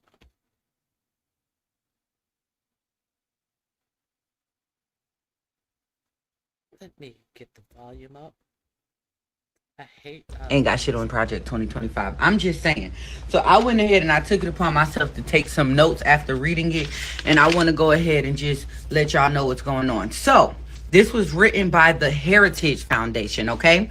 And one of the things that's on there is all children will be homeschooled via religion, right? And anybody who resists, they have re-education camps to repurpose your brain to make you compliant. I probably should have saved this for White History Wednesday, because what? Re-education camps? Are you kidding? Abortion is criminal, and you're sentenced to unaliving if you have one. Okay? It's been written in place of the Constitution with biblical law. So they're using the Bible as law in order to control people. And speaking of the Bible, right? It's only one religion. One Bible, one God. You must comply. You can't practice religion outside of Christian nationalists. What they want us to practice. Surveillance. We thought what they doing with surveillance, like them having cameras everywhere. Palantir, your social credit, all things that I've talked to you about. All of the things that if you care what is going on and going to affect you in your real life, you already know that I've told you about some of these things. I didn't know that it was in a whole Heritage Foundation new project but we have seen all of this stuff happening. And watching us everywhere was a thing. No, they want to implant. They would have put something in us. And this is written. Go look it up. Like, don't take my word for it. Don't even get in the comments trying to argue with me. Go look up Project Esther, okay? They want to put implants in that keeps up with your blood pressure, your health, your everything. They want to keep up with your every move. Is it not true that Palantir wants to be over healthcare as well? And what will they implement as them a defense mechanism? What will being over your health entail? Let's continue. They want to know where you are every second of the day. Granted, we know that they already have ways of doing that via other ways of surveillance, but now they want to forcibly implant us with things. Okay, women, this is big for us because we are no longer considered people. We would be property of our husbands. Okay, we can no longer drive, vote, wear our hair the way we want to. We must get permission from our husbands to do anything. Okay, sterilization. At birth, they were sterilized young girls, and when they come of age to have a baby, they will grow a baby in the lab and implant the baby in you just to keep the Caucasian race going. Population control. No more LGBTQ plus. Okay? You either straight or they unalive you as a man. But as a woman, you still have a working womb. So they're going to force you to marry a man. This low-key worse than Handmaid's Tale because they wasn't forced to marry people. They was just forced to get hunched on. Lord have mercy.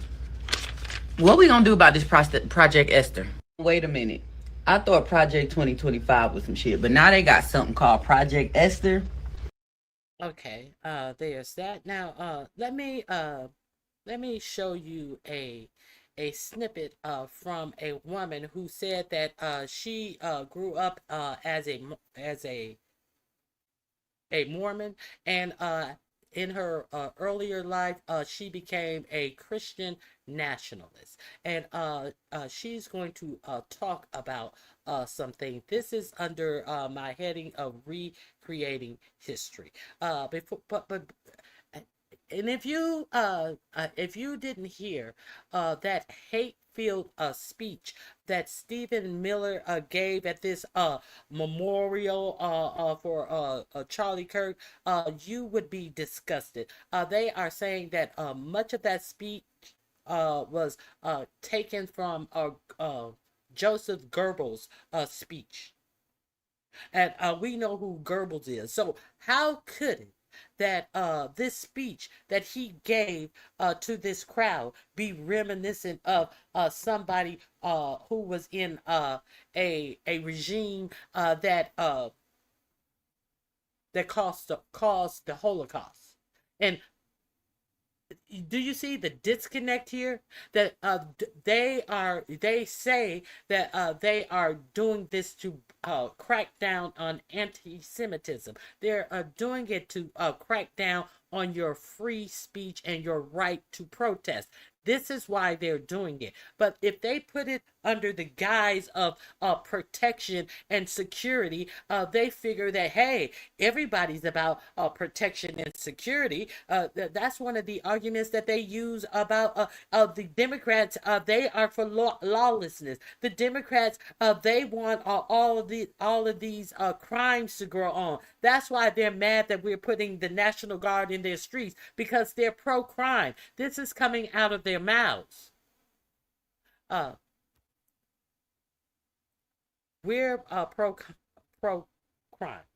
Let's listen to a tidbit of what Stephen Miller was saying as we look at what they left in the Arizona streets after this. It was basically a rally that they did. Basically, all these sparkles shooting up in the air. All the whole administration was there. And if you want to visit and go through some of that trash that they were saying, an 8-hour rally is what they had.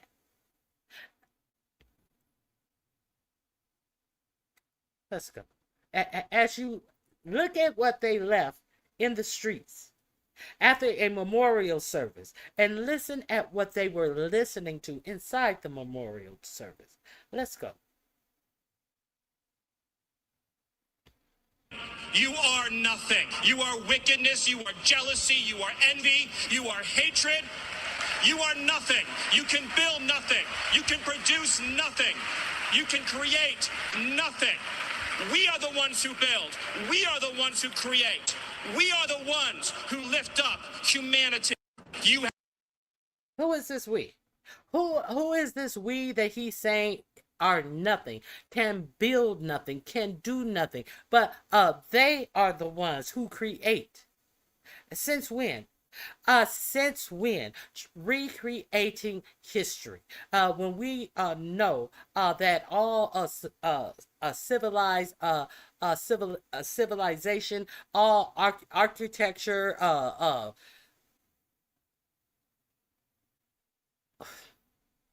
everything came straight up out of Africa over thousand a thousand years before the Europeans stood up straight out of their caves. Out of their caves. Why am I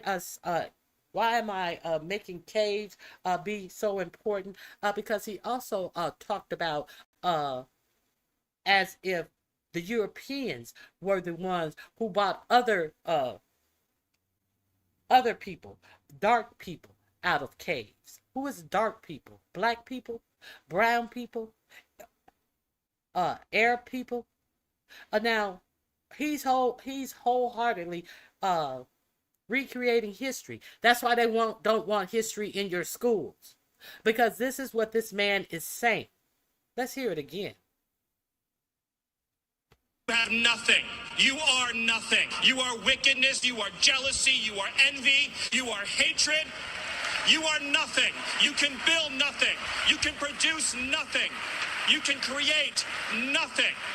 We are the ones who build. We are the ones who create. We are the ones who lift up humanity. You have nothing. You are. Now, who's he mad at? Who is the yous and you have nothing? Would it be the white boy who grew up in Utah in a Mormon church household? Isn't that who he should be mad at? Because isn't that the you who is responsible for all of them gathering there?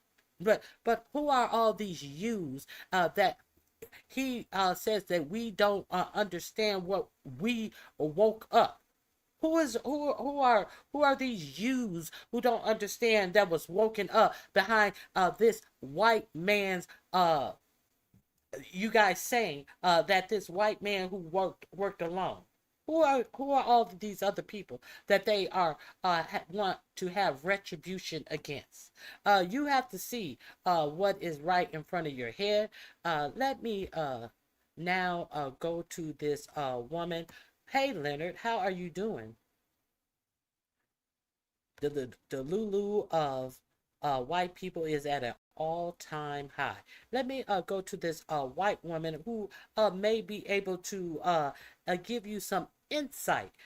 Since she grew up in the Mormon church and then switched over to Christian nationalists, let's pay attention to what is out here. Where is her video? Here we are.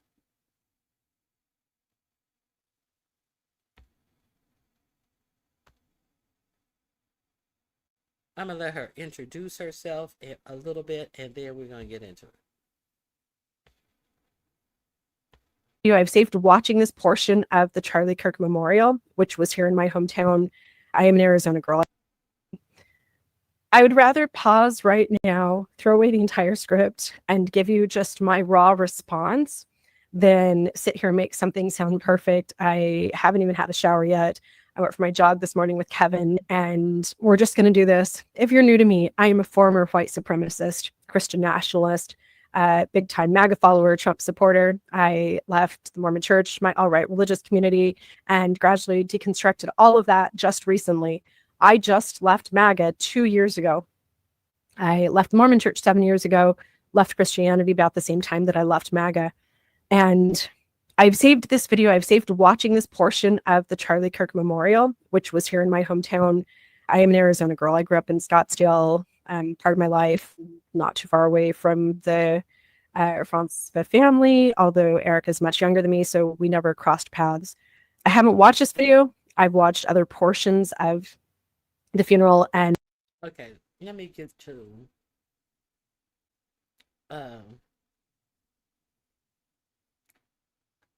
she talks about the concept of purity in white supremacy, how that white people were made in God's image, only, and therefore they could only hear from God. And then she gets into the biblical justification for racism. Let's go. Them, white supremacy is the belief that white people are chosen.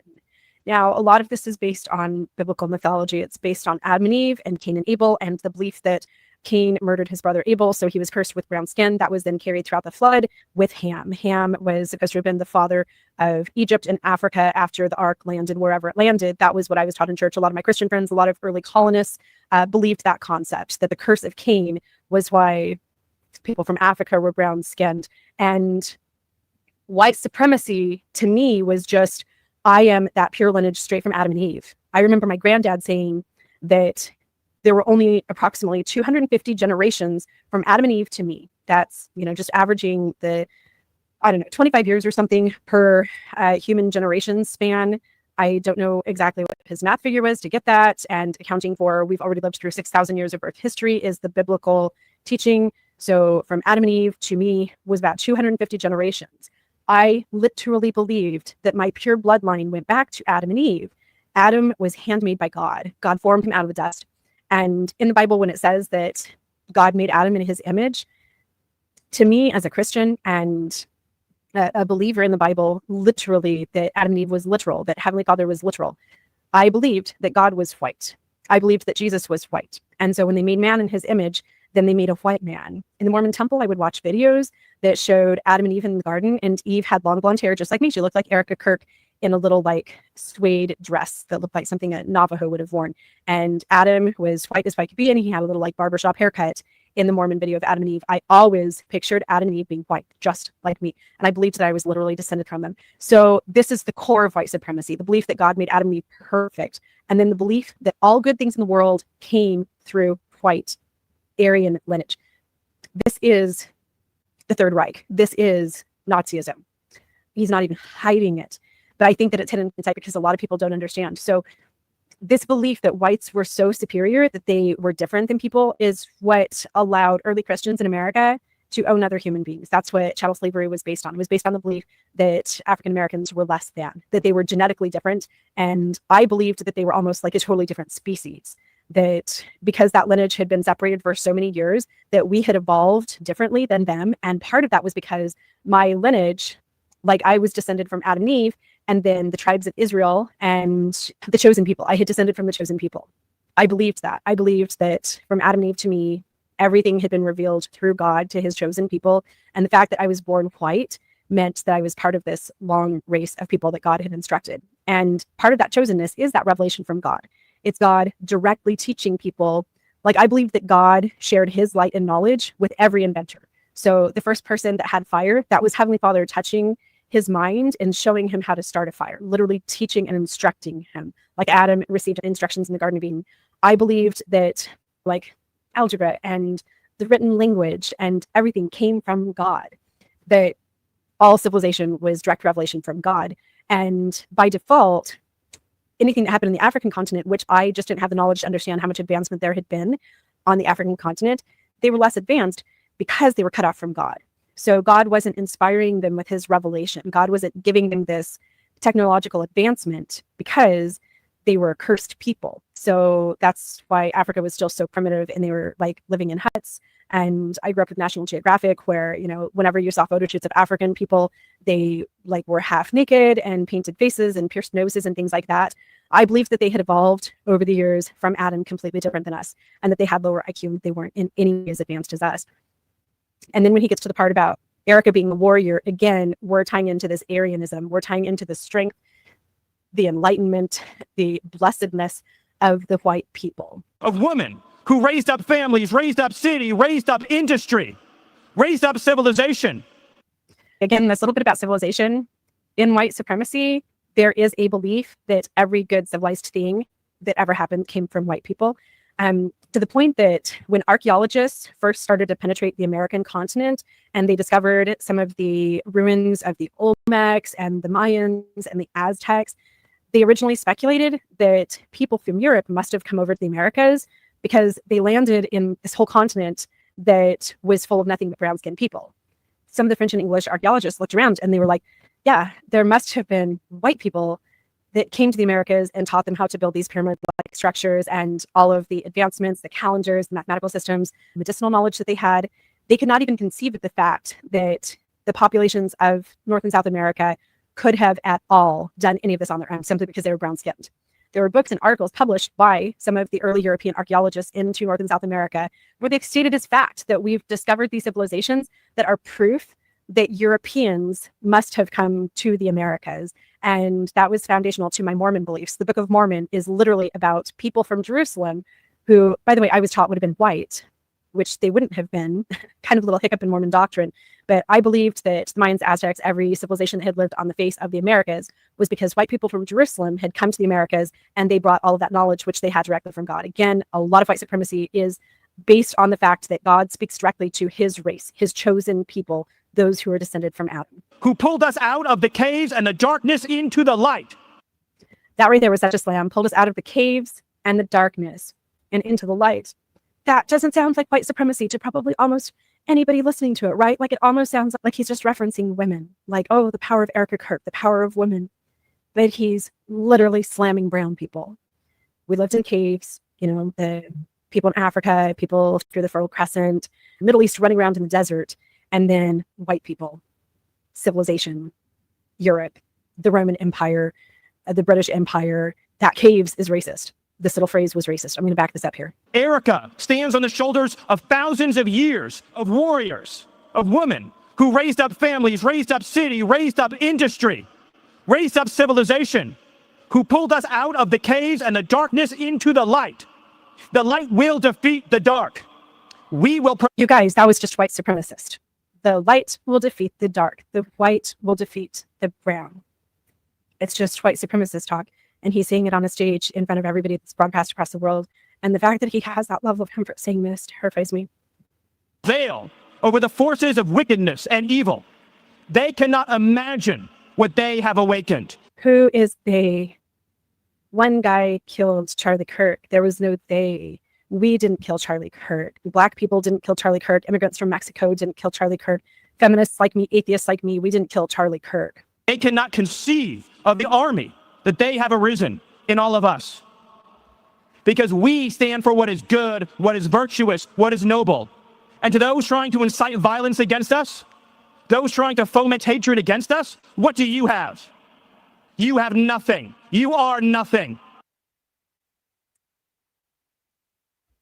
This is the supremacy part of white supremacy.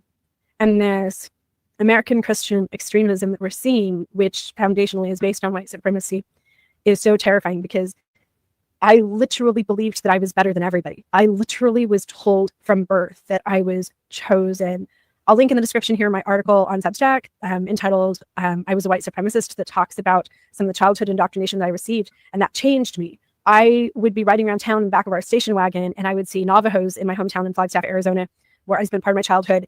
And that was me for most of my life. I believed that the members of my church, the people that I saw on Sunday, those that had, gotten baptized and accepted, Jewish citizens of Germany, who were often portrayed as power is. He is better than us. White people are better than everybody else, and they are elevated. So envy, people in the caves, those dark people, the wicked people, we are looking up at them and we are envious. By the way, this was a huge undercurrent of Nazi propaganda. In Nazi propaganda, you would often see these blonde white people, a lot of moms and families with beautiful little blonde children, and would be standing in a wheat field with the Jewish citizens of Germany, who were often portrayed as very dark with big noses and these gray complexions, just really looking sickly, looking like they had gone through 3 months of chemotherapy, is what a lot of the Nazi propaganda portrayed Jews as looking like. And you would see them looking up at the Aryan families in the propaganda posters as though they were just. So these white nationalists, these Christian nationalists, thinks no higher than anybody who is not a white. But all of this is going on, and you have this administration trying to feed you a pill that the reason for all of your rights being taken away, all of the fundings being taken away, is because of anti-Semitism. Let's be clear. Okay, I think it's a little more. As though they were envious. And the propagandists always showed that elevation. They always showed the Aryan people above the Jewish people. It's despicable. It's horrible. Have been turned into fire in our hearts. And that fire burns with a righteous fury that our enemies cannot comprehend.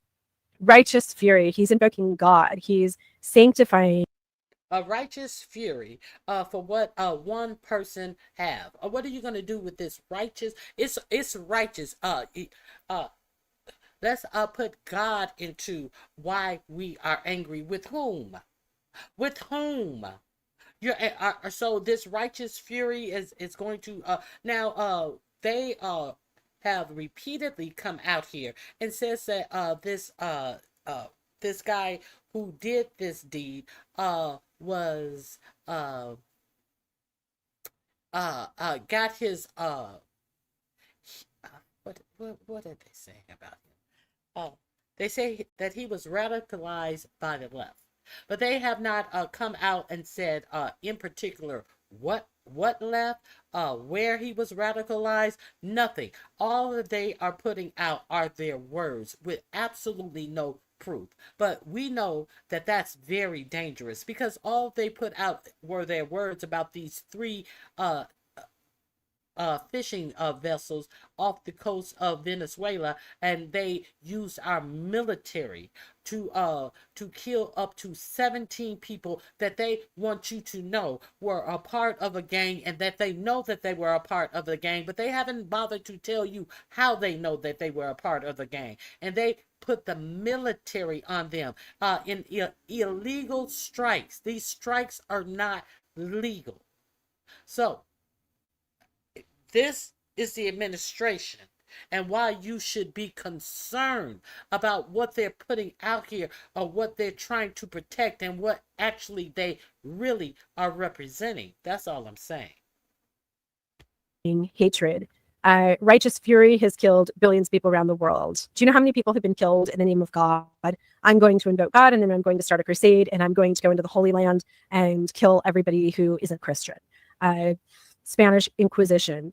Obviously not just Christianity. I'm always Christocentric because I'm a former Christian, but righteous fury is always a problem and should terrify everybody. Those trying to foment hatred against us, what do you have? You have you are wickedness, you are jealousy, you are envy, you are hatred. You are nothing. You can build nothing. You can produce nothing. You can create nothing. We are the ones who build. We are the ones who create. We are the ones who lift up humanity. Again, this is just basic white supremacy 101. This was my belief my whole entire life, that white people descended from Adam and Eve had built all of civilization.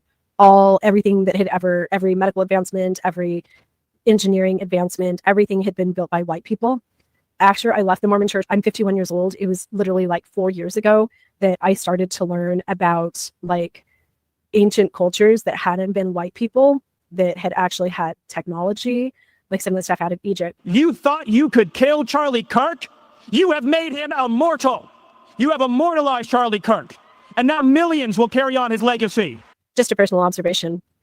Charlie Kirk was a very mean person. And if they're about to carry on that legacy, that also terrifies me.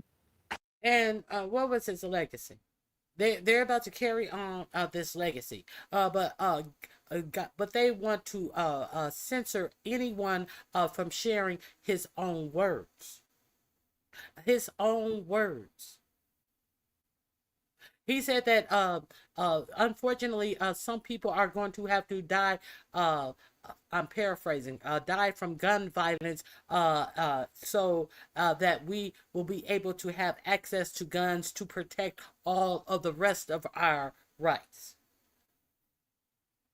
So they want to get mad at you for repeating what he said, himself, who was a casualty of gun violence. But it's your fault for repeating what he said. Let's continue. So next time there's a school shooting, you can simplify it down to those words and be unbothered. The number one killer of children in the United States are guns. Not the number two, the number one. Let's continue. And we will devote the rest of our lives to finishing the causes for which Charlie gave his last measure of devotion. Charlie Kirk was shot while saying that trans people commit more school shootings than the average. Charlie Kirk. No, he did not. That's not what he was. The last thing that he says. Does that include a gang violence? He was asked about the number of what were the number of. Do he know who committed the most a mass shooting? And he said, does that include gang violence? And that was it. And that was it. Up until his final breath, he was trying to conflict, equate mass shooting in this country with actual gun violence. I'm not for either of them. I'm not for either of them, but I'm not trying to conflate one to the other. So, I think that's all. You can go and see the rest of this.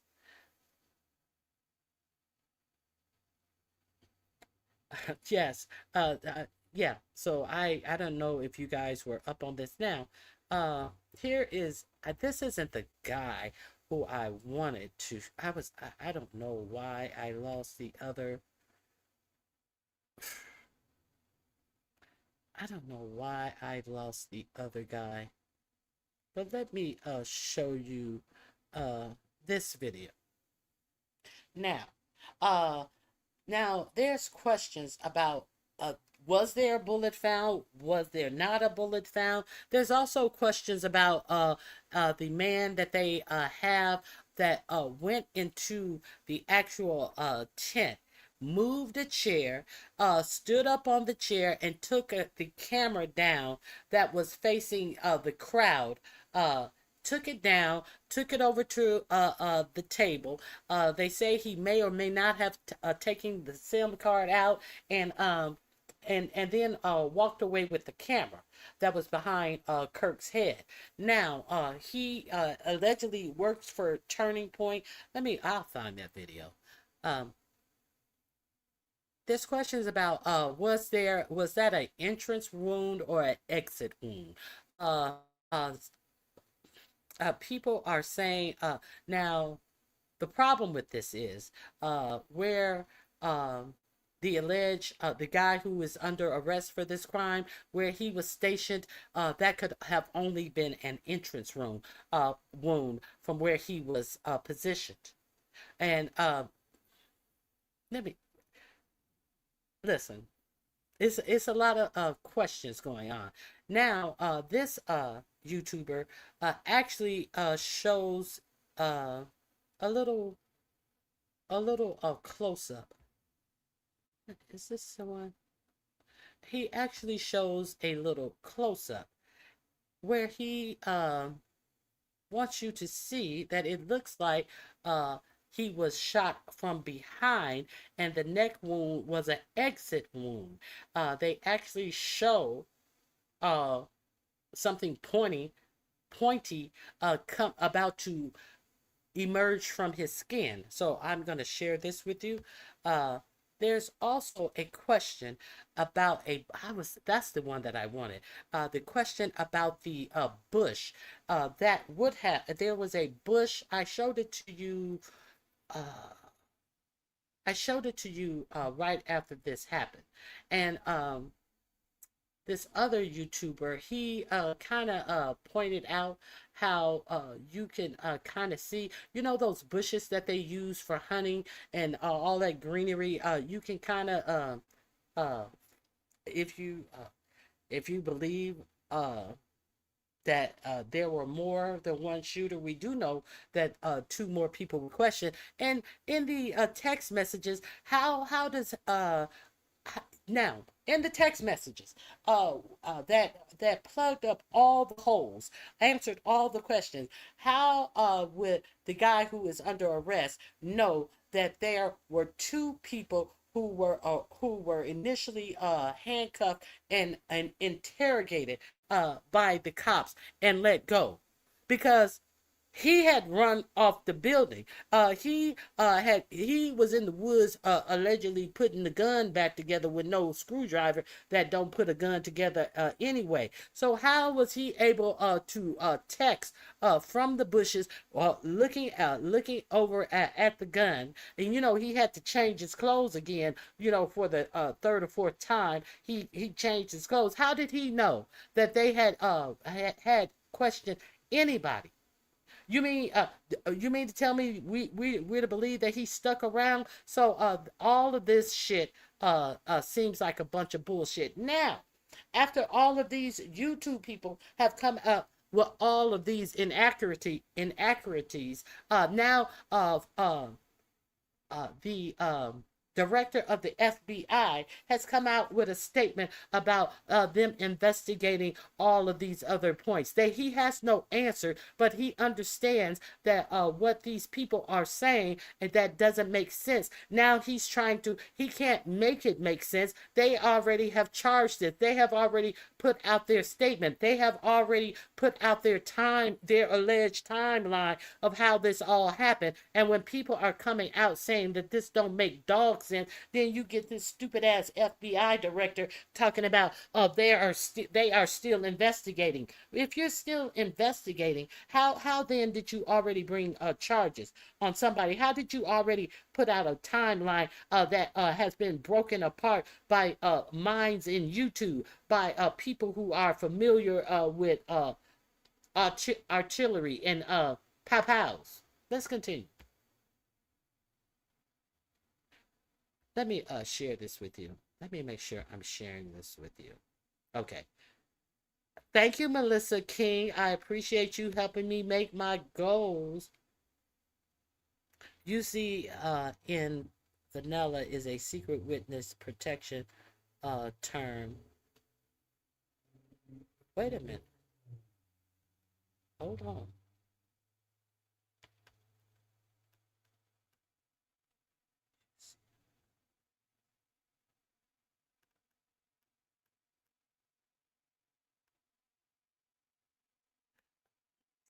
I started my show. I'm caught up in the rapture of bullshit.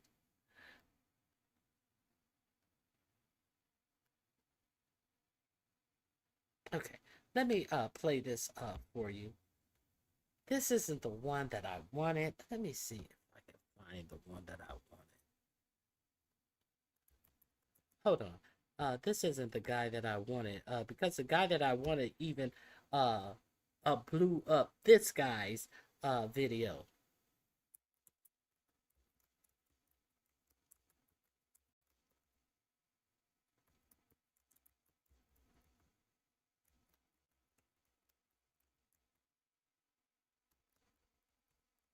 Hold on 1 second.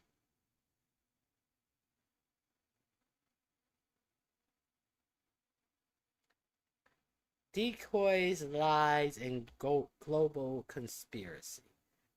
Let me see. I think this one. This one may be pretty good. Let me see. Well, if this one's not good enough, I'll show you this second one. Hold on, I apologize.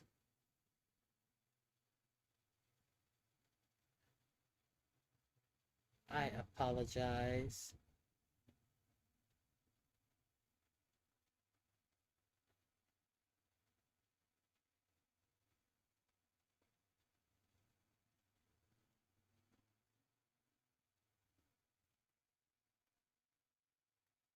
Okay, let's start with this one. Since I have this one up already, I'll show you his first part of what the official narrative is, at least what we know right now, is Tyler Robinson, 22-year-old guy, assassinated Charlie with a Mauser-type bolt-action rifle chambered in .30-06, this caliber right here, which is devastating. People hunt big game with this thing, bears and mooses and elks, all that stuff. So it travels about 3,000 feet per second. It is extremely lethal. And anyways, allegedly, Tyler Robinson used that rifle and caliber combo and assassinated Charlie from about 150 to 200 yards away from a rooftop nearby. And the bullet basically entered into his neck. We've all seen that video or those videos, and I've talked about it on this channel, and killed Charlie. Now, the doctor who operated on Charlie as soon as he got to the hospital said Charlie is a man of steel, as in this caliber that's traveling about 3,000 feet per second. This thing is incredibly lethal. Hits him right here and pretty much lodges into his spinal bone, right?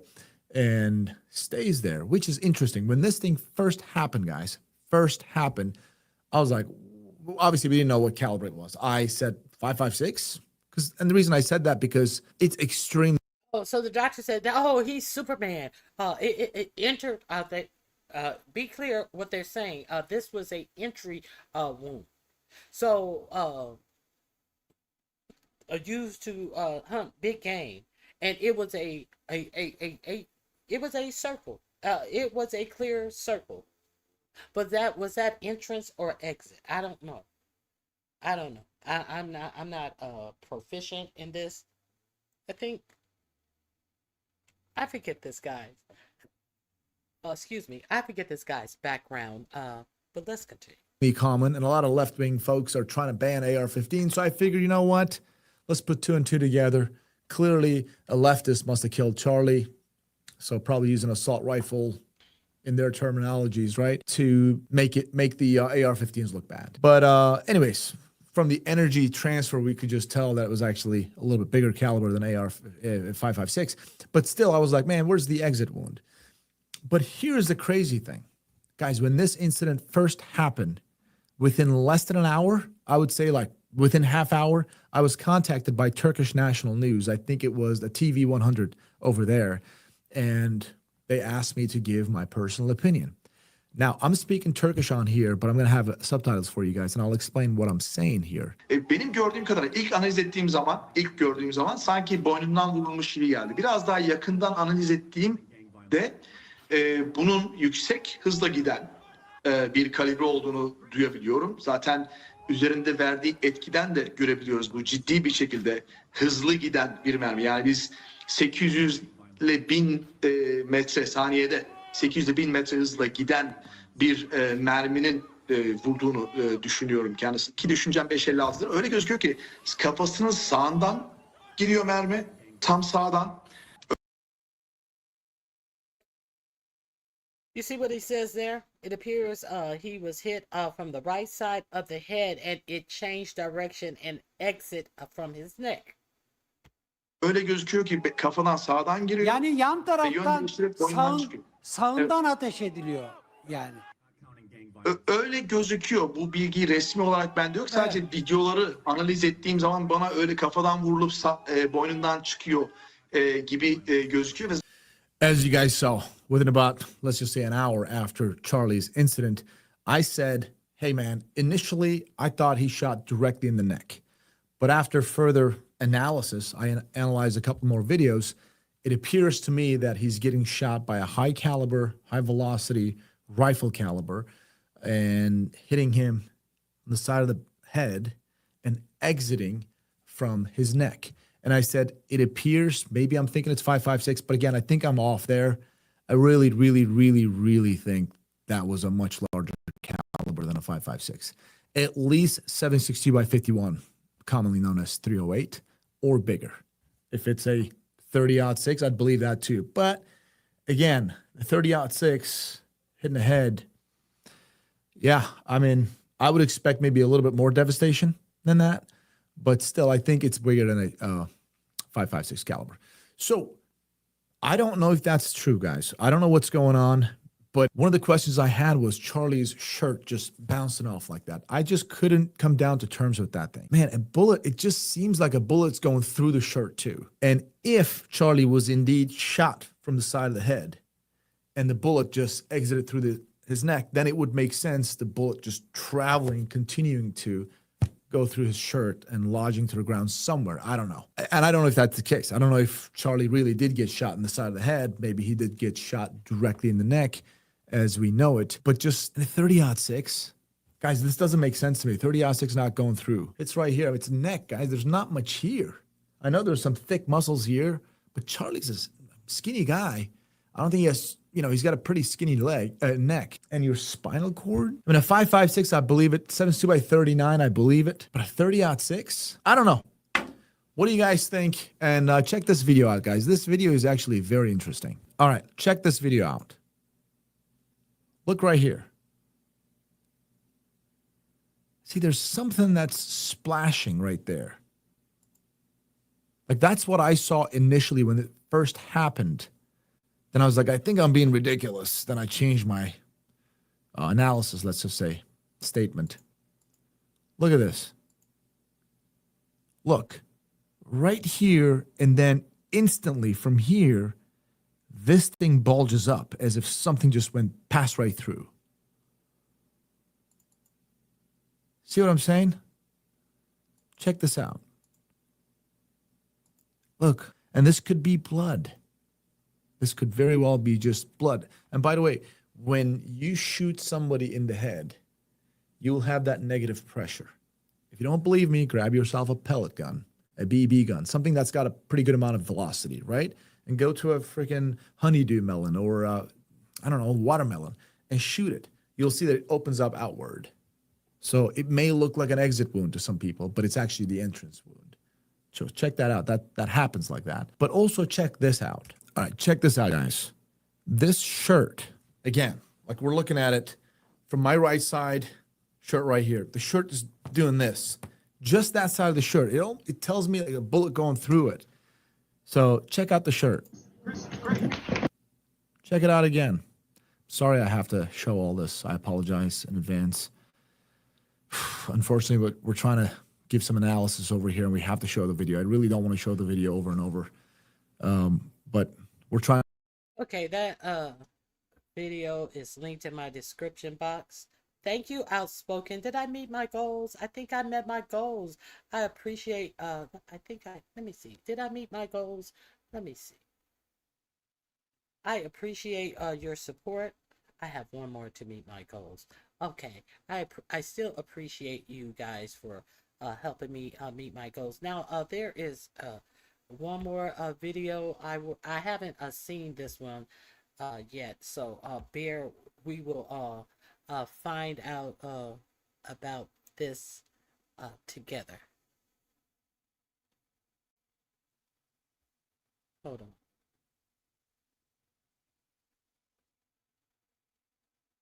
Hold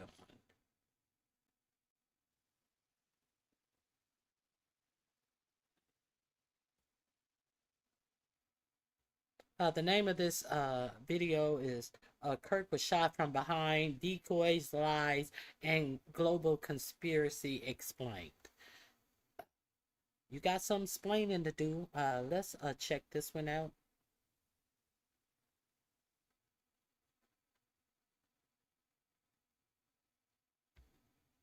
Yeah, this is the one. I haven't seen it, but I kind of thumbed through it a little bit. For this, since you've seen this video in the last couple hours, because so many people have sent this to me. But we have a shocking development in the Charlie Kirk assassination investigation. That is now he has this bush up here. That's the bush. I hope he zooms in on the bush because the first day a secular what is it? Secular Talk did show a picture of this bush as well, and now he has this circled in the position of where it was from the tent. On Secular Talk, this bush was being talked about as well. So it's right here in this green circle. So let's continue. It's going to require an enormous video, okay? Because according to new evidence that everyone is now seeing on the internet, Charlie was shot from behind, and it's definitive. And so we're going to have to look through it, okay, And when I say it's definitive, I don't do that, dude. Like, I don't say it's definitive if it's not, because this is definitive. When you look at this, the only way that you could say it's not is if someone doctored this video, and the two guys who were involved in creating it, Range Day Bro, congratulations on this video, my man. This is going to be a big breakout moment for you, and it feels good. He's got his name on it, and then the guy who actually created the video, which was shared with him, his name, all of his handles are in this too. So I have no reason to think that this is doctored, which means it's definitive. So once we establish that he was shot from behind, and we see later in the video the shooter very likely caught on video, which is also included here, now we have to start having a much bigger conversation. Two bigger conversations, in fact. Okay. The first one is related to Kash Patel's handling of this. And I'm trying not to hammer Kash Patel, but he's blundered this, but he's blundered it for all the right reasons. But the way he's blundered it now is exactly what I was talking about earlier today. If you guys have seen the video that I put out this morning, I was talking about how oversharing as the FBI director is the very first one who's telling us as these things are unfolding. And I said, I'm learning why they don't do that, where they seem like they're being really cagey, is because as soon as you put information out, now you're being held to that. And if it ends up not being correct, then what's going to happen? You look incompetent, right? And Kash Patel made it. Everybody already know that Kash Patel is incompetent in this job. If nothing else told you, please look at his confirmation hearing. Should have told you that he is incompetent. A way bigger mistake than that with that post that we talked about. And when it comes to this, once this gets proven, assuming that it is what it looks like, every part of the government's theory is not true. It can't be. It can't be. Unless Tyler Rogers was behind him and you have some body double over on the building that they pretended that he shot him from, which means you've got decoys. You have a guy who's screaming in the crowd, I did it. You got another guy who's cheering. You've got Tyler Rogers over on the other roof, and then you have the real shooter over here. Okay. That now. Make that make sense. I told you, I told you about the other two guys that they want you to believe that Tyler was on the building that would be facing Kirk and facing the tent. But look what we got here. Look what we got here. The person who refused to go to Israel and who was reportedly offered so much money. And the bad thing about it, all the credit that he's giving this man, that man, the other man, nobody's giving and I did not realize that there would be a point where I would say that Candace Owens is owed most or all of the credit behind keeping this story alive. I had refused to play her story. I did tell you what she was reporting. I refused to play her video, but go over there and check out what Candace Owens has been saying about this. But she's a black woman. They're not going to give this black woman any credit. So there's that. But I'm just sharing a little information with you. You're talking real conspiracy. And you guys have been watching my content. I have not even entertained a large scale government or bigger conspiracy. What's bigger than the government, Jesse on Fire? We're going to get to that. So why was the whole 45, 47 administration at this service?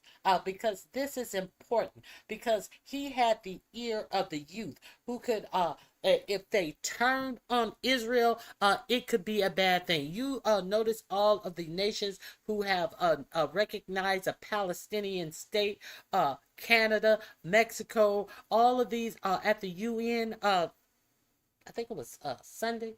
All of these people who recognize France, all of these people, but you notice the United States has not done so and refuses to do so and keeps on sending weapons to Israel. Let's continue. Because if this is what it looks like, I am now going to propose a way bigger conspiracy than people think that this is. And I mean, I'm pretty sure that the prevailing theory of who would have done this, if you're talking state government actors, is Israel, because Charlie Kirk refused to sell the company or refused to take in their money. so that they could control his opinions and what he would share relating to Israel, right? That's like, you know, no one's like directly saying it. Now, you do remember that I told you that Israel had flown out many influencers to Israel on a free trip and giving them talking points on what to say about what's going on in Israel. Y'all, this was even before this Charlie Kirk was shot. I have told you this before. I showed you where they would take them up on a mountaintop that they had that they had vending machines where they could look over into Palestine and see them demolishing Palestine. The videos are there. My videos are up. Really no big, but that's what I'm seeing online. I never entertained that. I never entertained that theory. And I'm not saying that it's not true. It's just I haven't entertained it because I didn't see anything that was definitive on that. And what I'm going to tell you right now is, now that I am entertaining that you have multiple shooters, decoys, and so on and so forth, I still am not going to entertain that it's Israel, because I don't think it is. And I'm because this has a different set of fingerprints on it from my perspective. And it's much more important that all of us are aware of what this is, because we're the actual targets of this. Okay. Like we, the people who watch my content, me personally, heavy duty country, guys like us. Okay. We are the targets of what this actually is. And I will explain that in detail after we look at the evidence. And these are the we who they want to get upset with the others. These are the we that his audience are the ones that they want to get upset about this and believe that it has some leftist agenda. See, they are trying to keep all their ducks in a row and send these people after them, who would be anybody who is not a white male, or anybody who is not a white female being submissive to their white male. Okay, let's continue. So I'm being clear. When I say we're the targets, I'm talking about the targets of the PSYOP, because the actual target is the United States itself. Okay? I know. I just I laid the groundwork for some really serious conspiracy theorying today, and that is what you're going to get, but I'm going to back it up. Believe that. So let's jump right into it. If you have not subscribed to the channel yet, I would appreciate that. I say this in most of my videos, but I have a lot of new viewers. All I ask on my channel is that if you're going to watch my content, just please hit subscribe one time. It's like the candy jar at the front of the gas station. It's like, it's, you know, take the candy. It's on the all right. Love and admiration for. But when you put this kind of stuff in front of someone like me that loves to look into this stuff and then talk to my audience about it, I love my job, man. I really do. And I hope that I am, living up to what Charlie would have expected from all of us, because if it was me, I would certainly want everybody to pull on every single thread and figure out who did this, especially if they are targeting the United States. So let's jump into this thing right now. And I want to show you kind of the intro. Now, I don't think I can show the portion that does actually show the bullet coming in and then coming out the neck. I have. Okay, he's spoken too long for me. He has spoken way too long for me, and I found the same guy that I shared with you a minute ago. He gets right into it. This motherfucking and to find out that he is a supporter of that hate of hate mongering of people who are not black. I think I'm gonna go and delete that from my actual video. Okay, now here we go. No Klansplaining, please. I had to find somebody else. Here is the link to the video I am about to show you right now. You can go over there and watch it. I hadn't added to my description box.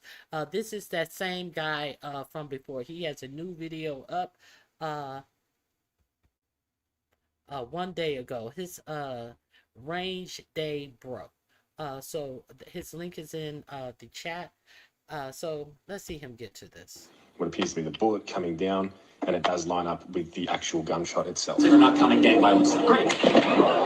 So this video was created by a friend of mine who is a Marine. You'll see him here at the end. This is the angle he is showing the shot coming from, showing where Charlie was sitting and the angle of the shot, which will correspond with this video here, which unfortunately we will blur out Charlie's face, but we will show what is necessary to prove that this was an entry and exit wound.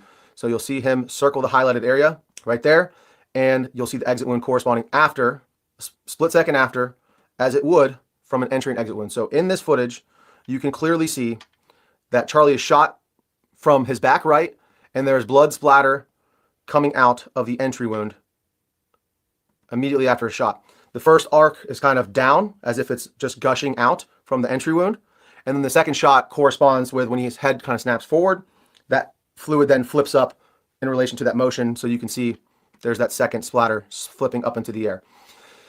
This is something that I hadn't seen to this date. I saw this for the first time late in the evening yesterday, and I decided that this needed to be put out immediately because no one that I know of is talking about this. So big shout out to my friend who actually found this and created this video. You'll see him here in just a moment, but let's just one more time look at this shot. You see bullet comes in that circled area. You have the blood splatter go down, then up, and then immediately after, you see the exit right here with the skin being pierced. And then the exit wound emerges. And again, that is not a far distance for a bullet to travel, whatever the caliber is, whether it be 5.56, 308, 30-06. It's not even a debate at this point. It doesn't matter what caliber killed him. What matters is that the official narrative is not true. Again, whether the FBI knows or not that they're lying, but this is 100% conclusive evidence that Charlie Kirk was shot in the back of the head and it exited through the front of his throat. All of the evidence points to Charlie being shot from his back right. Now, including this little blood splatter that we can see here against the white backdrop, the extreme hemorrhaging from the front of his neck, which again corresponds with an exit wound, the extreme loss of blood. No matter what the caliber is, that distance, that amount of meat is not enough for most bullets to expand. I mean, 99.9% of bullets will not expand in that short distance. Most of them require 12 to 14 to 16 inches even sometimes of. I was hoping that they would. That's the alleged bullet. That little V in the neckline. That is where the alleged bullet exited. So tissue to expand properly. Also, Charlie tensing up correlates and proves that he was hit in his spine. That's a spinal injury. Any of the game that I've shot in the neck or in the high vitals where you impact the spine, the game usually drops right in its tracks because you sever the spinal cord. This is again exactly what we see with Charlie. He tenses up. His head movement also correlates with being shot in the back of the head. His head snaps forward, and then he tenses up, and you see him fade away, drop the mic, and was absolutely traumatizing video footage. And I'm sorry to have to show you guys this again, but this needs to be seen and talked about because this is going to be suppressed in the algorithm. So make sure you share this with any of your friends, your family members. Save this video, whatever you need to do. So this video was actually provided to the channel by a friend of mine who is a Marine, and I forgot to show you the end of the video here. So this is my friend who actually made the video. I want to just give him a shout out. I will link his socials down in the description below. Again, he is the one who brought this to my attention. This is his video. He created this. He did the drawings on it, and he sent it to me to allow me to use it to show you guys what we're talking about. So he says, okay, let me see if I can go to. Let me see if I can find his channel, because also on his channel he talks about the bush. Oh, I don't see.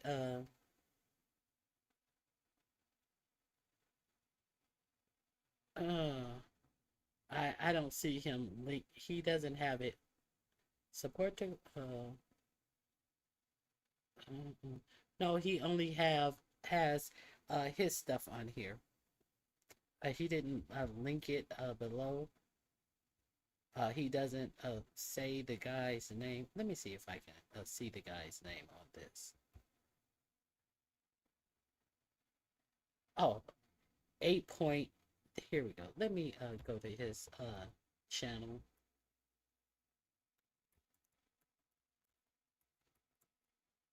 Let me. That's the. This is the guy. I don't see his channel.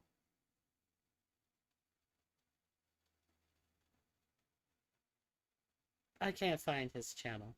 Okay.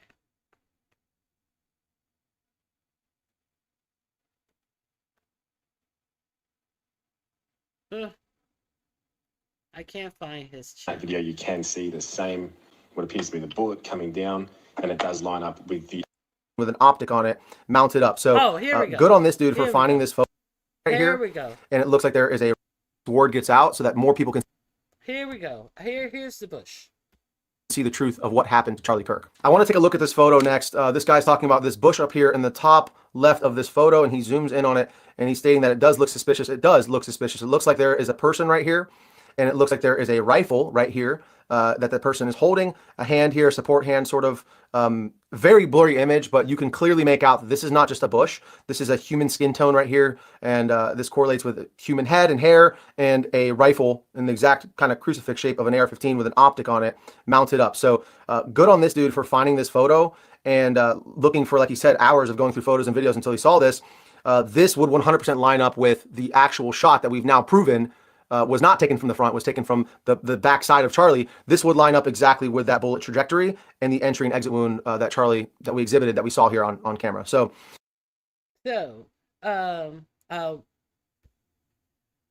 let's be clear.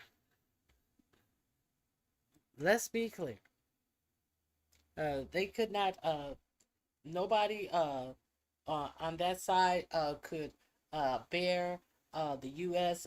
Not backing up Israel. Let's be clear. Nobody could bear Charlie Kirk and his massive followers to turn and speak poorly of Netanyahu. That's some things that we know. Let me see.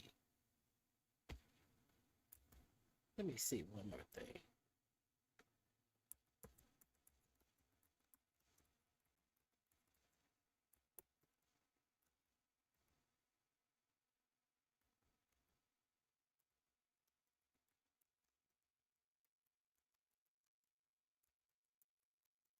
Let me see if I can find that.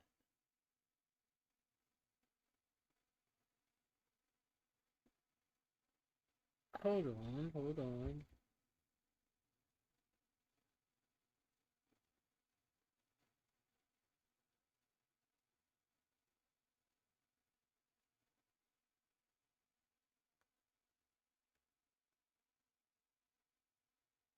I don't want to see somebody whole podcast show.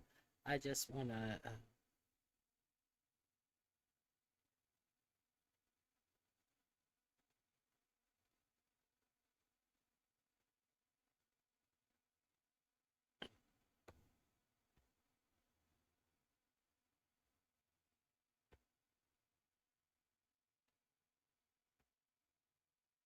okay, so we have Marco Rubio standing up here with Netanyahu, and let's check this out.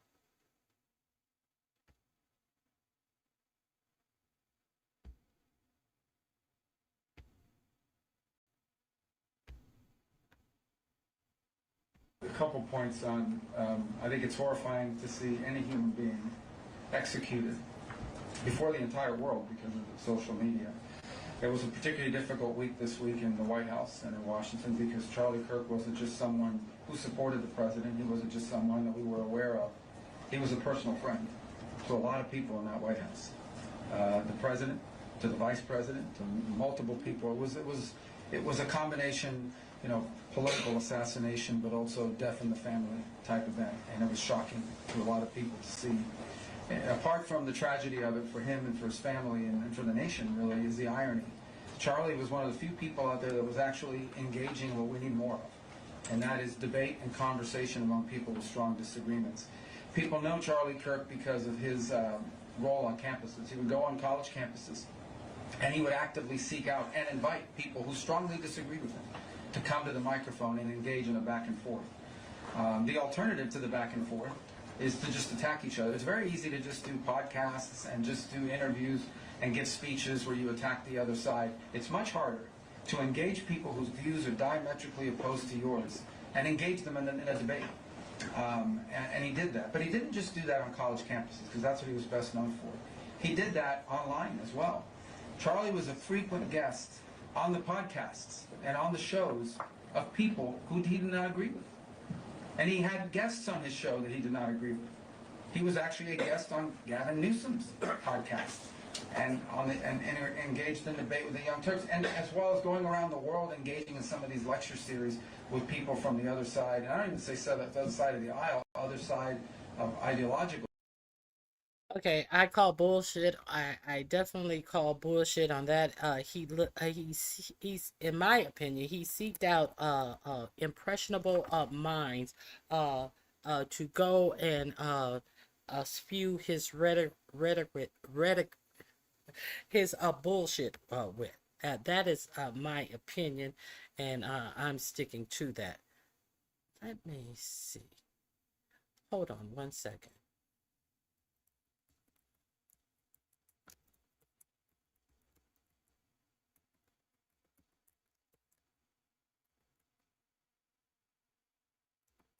One second.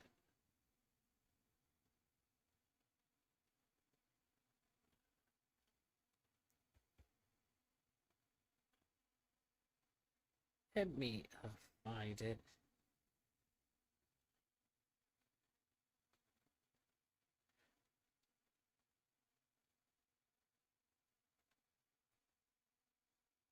Okay. I have a couple of them. Let me show you.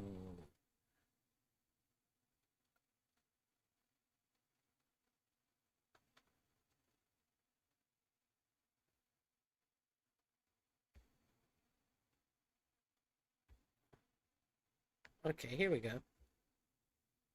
Let me show you this. Hey, Miss Douglas. Are you laughing at me? Okay. Let me show you this.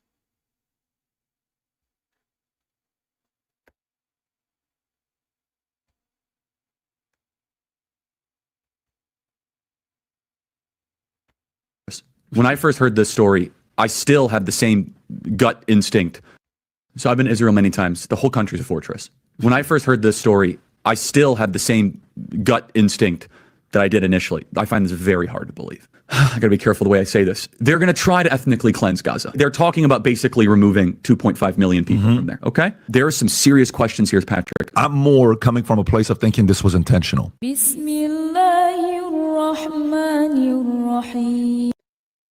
Hold on.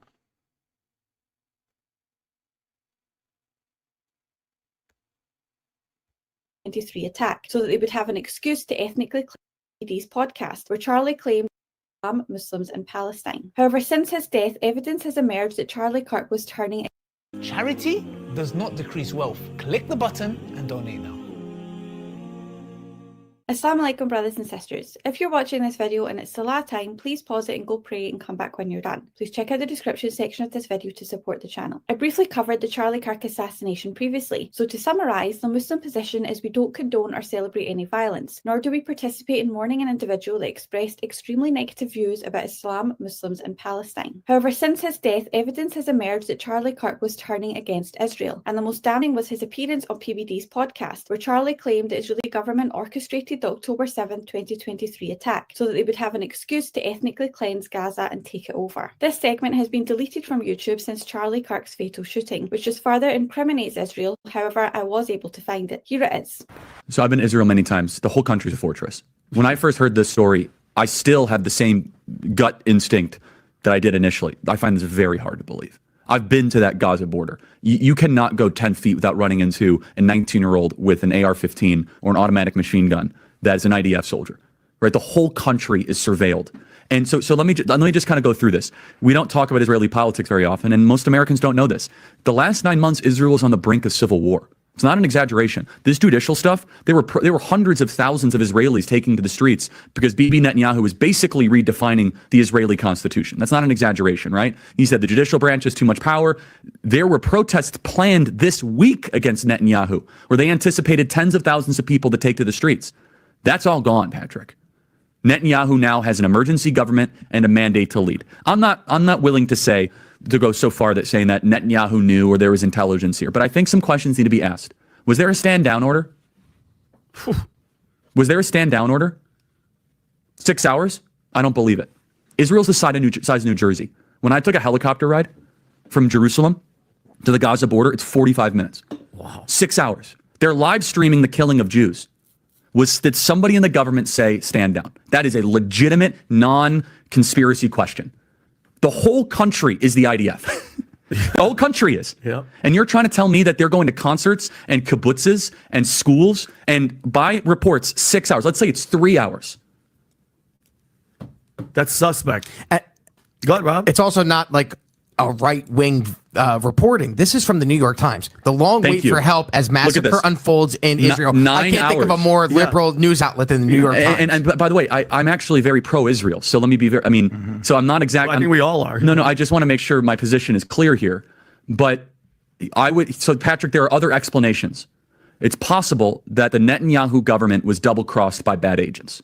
Okay? That's dark, but it's not as dark as what we're talking about. Okay?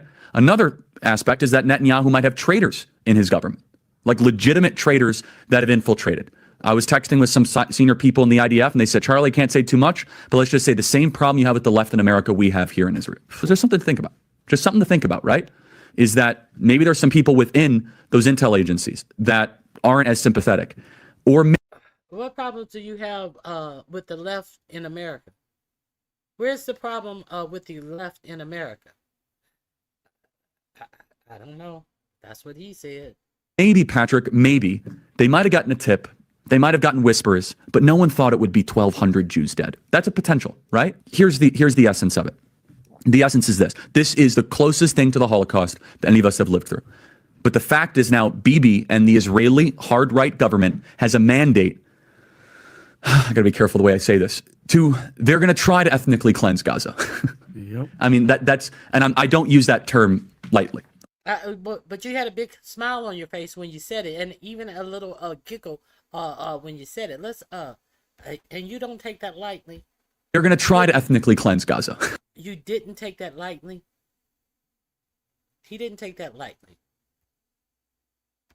The way I say this, they're going to try to ethnically cleanse Gaza. Yep. I mean, I don't use that term lightly. Okay, they're talking about basically removing 2.5 million people from there. Okay, and honestly, they have a mandate to go seek justice and revenge. They do. This idea that they need to have a truce or a peace treaty, that's morally crap. After you see women and children be burned alive and dragged to the streets. But there are some serious questions here, Patrick. And let me tell you, my pattern recognition over the last 5 years has become pretty sharp. COVID, Maui fires, Epstein. When I see a story and it doesn't click, our guts are usually right. Yeah, this one's very weird. Can I comment on the when you use the term ethnic cleansing, that will make the hairs on the back. I'm not of your accusing head. them of that. I'm just saying that term. I actually did some research specifically on that because that is a very slippery slope. And if you actually want to talk about what Jews and even Christians should be most fearful of, Muslims as well, is the concept of ethnic cleansing. So I just want to be sorry to interrupt. Sure. I'm saying that's what they're going to be accused of. Correct. But if there are some people in public life in Israel that, Patrick, what did your pilot guy say? I want only Jews in Israel, right? Okay, that is a form of ethnically cleansing because 20% of Israel is Arab. My plea to Israel is be precise, be focused in your retaliation. You have a moral right to go and seek the blood of the people that did this. What I think would be bad for Israel, and I have a heart for Israel. I can't tell you what it did. It made me a stronger Christian in a way I can't even tell you, right? Be able to see where our Lord rose from the dead. My heart for Israel is that they don't overreact. And Patrick, you hear what I'm saying here, right? Fully, that's my concern because if they do, again, if they do overreact, I'm more coming from a place of thinking this was intentional. If they don't overreact, then this wasn't intentional. Meaning, if all of a sudden you see an all-out annihilation. What do you mean by intentional? That they knew it was going to happen? That no, when you're asking about the stand down 6 hours and 3 hours, then why did you? What intel are you getting? So we're on the same page. Fair enough. All I'm saying I just wanted to make sure I understood. If there is a major attack, it was intentional. If there's a major attack. And by the way, the number in the last however many years, the big. You hear all the hard swallowing? Do you hear all the hard swallowing and thinking of how do I put this? How can I be curt about what I'm saying? biggest number they have is 2,000, right? The Palestinians that died. That's the biggest number they've had.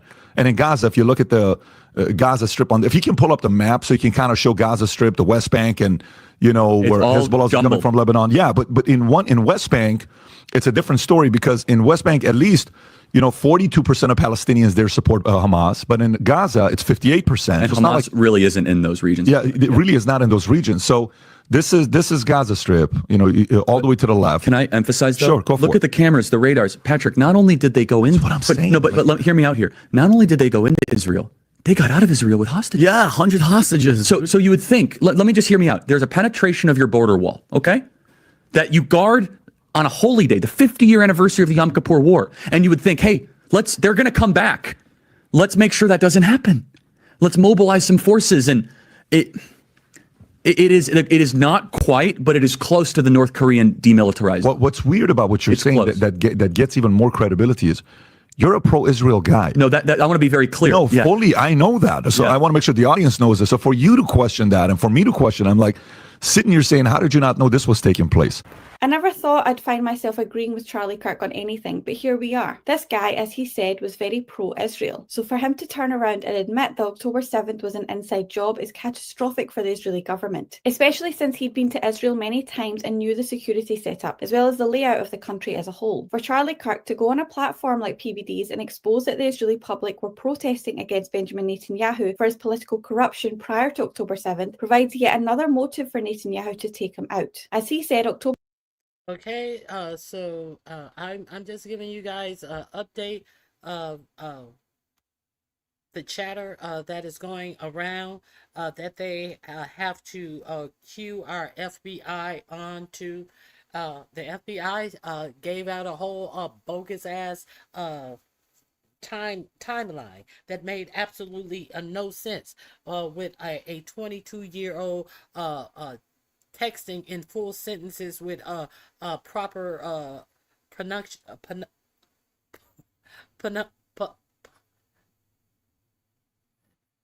with proper punctuation and calling his alleged trans love interest my love as he's waiting to retrieve the rifle that he just shot Charlie Kirk with. That's what the FBI has given you with absolutely no time stamps on this. So there's that. Now I think I talked about Jimmy Kimmel is supposed to be back tonight. I didn't watch. I wasn't a Jimmy Kimmel fan in the first place. So I will say that. I mean, I didn't dislike him. I just didn't watch him. I don't watch much regular TV. I watch mostly streaming things. So the affiliate says that they are still not going to carry him in some places that carry ABC. I am not going to reconnect with Hulu or Disney in any way. I already do not support ABC. So it is what it is. They did lose a Hulu subscription, but oh well. So I think that is very important for us to understand that this was a united front, and everybody forgot their differences, and let's not forget in Germany, that's who they came for first, were the comedians. Nobody can make a joke about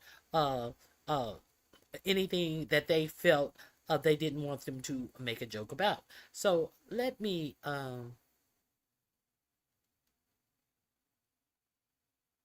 you canceled yours too, Miss Douglas. I heard that. So let me share. I think. Hold on.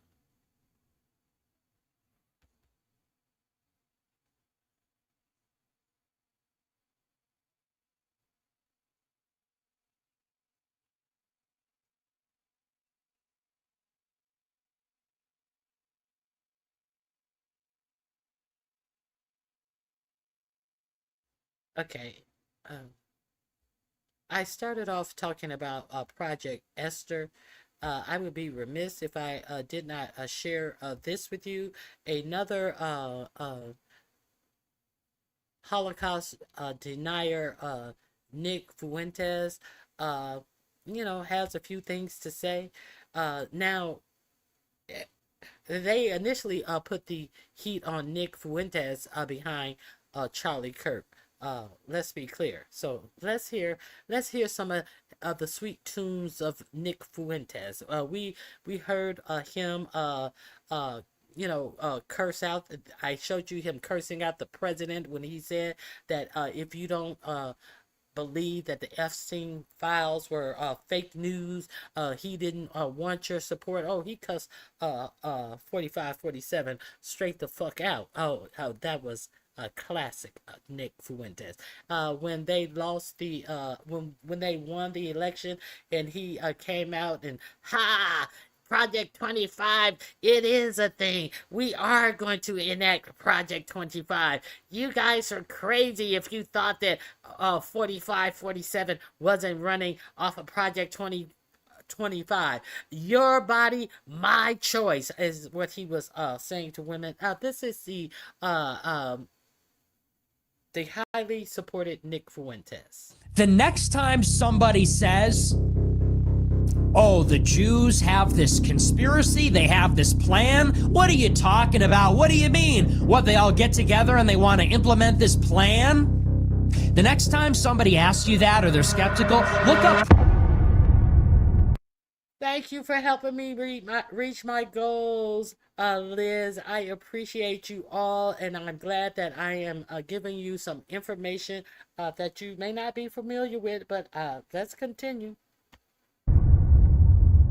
We turn now to a new report in the New York Times that takes a deep dive into Project Esther. So this is Project Esther. So when Project Esther comes in. And now with Project Esther. A prime example of this is the Heritage Foundation's Project Esther. They released this Project Esther, a national strategy to combat anti-Semitism. Project Esther aims to rebrand all critics of Israel and pro-Palestinian protesters as providing material support for terrorism. So that means that anyone who's ever participated in a pro-Palestinian protest at a university, for example, is potentially providing material support and should be fired or deported or otherwise ostracized from what they call open society. Are we clear that this is already happening in the United States? Yeah, we are clear that this is already happening. Let me give you a little bit more of this. The link is in my description box. I'm dropping it in the chat as well. Following the events of October 7th, Project Esther was founded on the one-year anniversary in 2024 by a conservative think tank, the Heritage Foundation. Formulated as a direct response to the Hamas attack on Israel, not as a military operation, but to tackle the perceived driving force, anti-Semitism. Project Esther portrays October 7th as an unmasking moment, writing, Hamas's October 7th, 2023 terrorist attack on Israel laid bare this existing and underlying anti-Semitism around the world, including in the United States. Named after the biblical heroine, Esther, the namesake of the project, is in direct reference to the Bible story, wherein Esther thwarts a plan of a wicked advisor named Haman, who is seeking to pursue a personal vendetta against the Jews by having a royal decree issued that would bring about their destruction. The name is a dead giveaway, Project Esther. Of course, that's in reference to the Bible story. Yeah. They actually reference the Bible story and they go over the Bible story, including the quote, so many Hamans and only one Purim. We are all Haman. I mean, they've had, Hitler is Haman, Hamas is Haman. Now the American citizens are Haman, aka the enemy of the Jews that they need to do mass slaughter to. So, laying the foundation for the primary purpose of Project Esther, employ a national strategy in the United States through public-private partnerships to suppress, censor, and dismantle all anti-Zionist organizations, which they define as being part of a broader, highly organized global Hamas support network. or HSN for short. So what is this Hamas Support Network? Well, according to the Heritage Foundation, they defined it inside America as the people and organizations that are both directly and indirectly involved in furthering Hamas's cause in contravention of American values and to the detriment of American citizens and America's national security interests. And there lies the problem. A definition so broad-reaching it includes anyone who has attended or otherwise vocally supported any pro-Palestinian movement. Project Esther says they are going to get a Republican government in power. They're going to wait for a Republican to become the president, for Republicans to control the House and the Senate. Once they do, there will be a public-private partnership, meaning government with the private sector, to label anybody that has protested Israel, anybody that supported Palestine, any campus groups, activists. We're going to label all of them as terrorists. We're going to say they're a Hamas support network. That's the acronym they came up with, an HSN. If you're pro-Palestine, if you're an activist protesting, writing essays, you're on the campus, you're a Hamas support network. Hamas are terrorists. You're a terrorist. They said, and once we get our favorable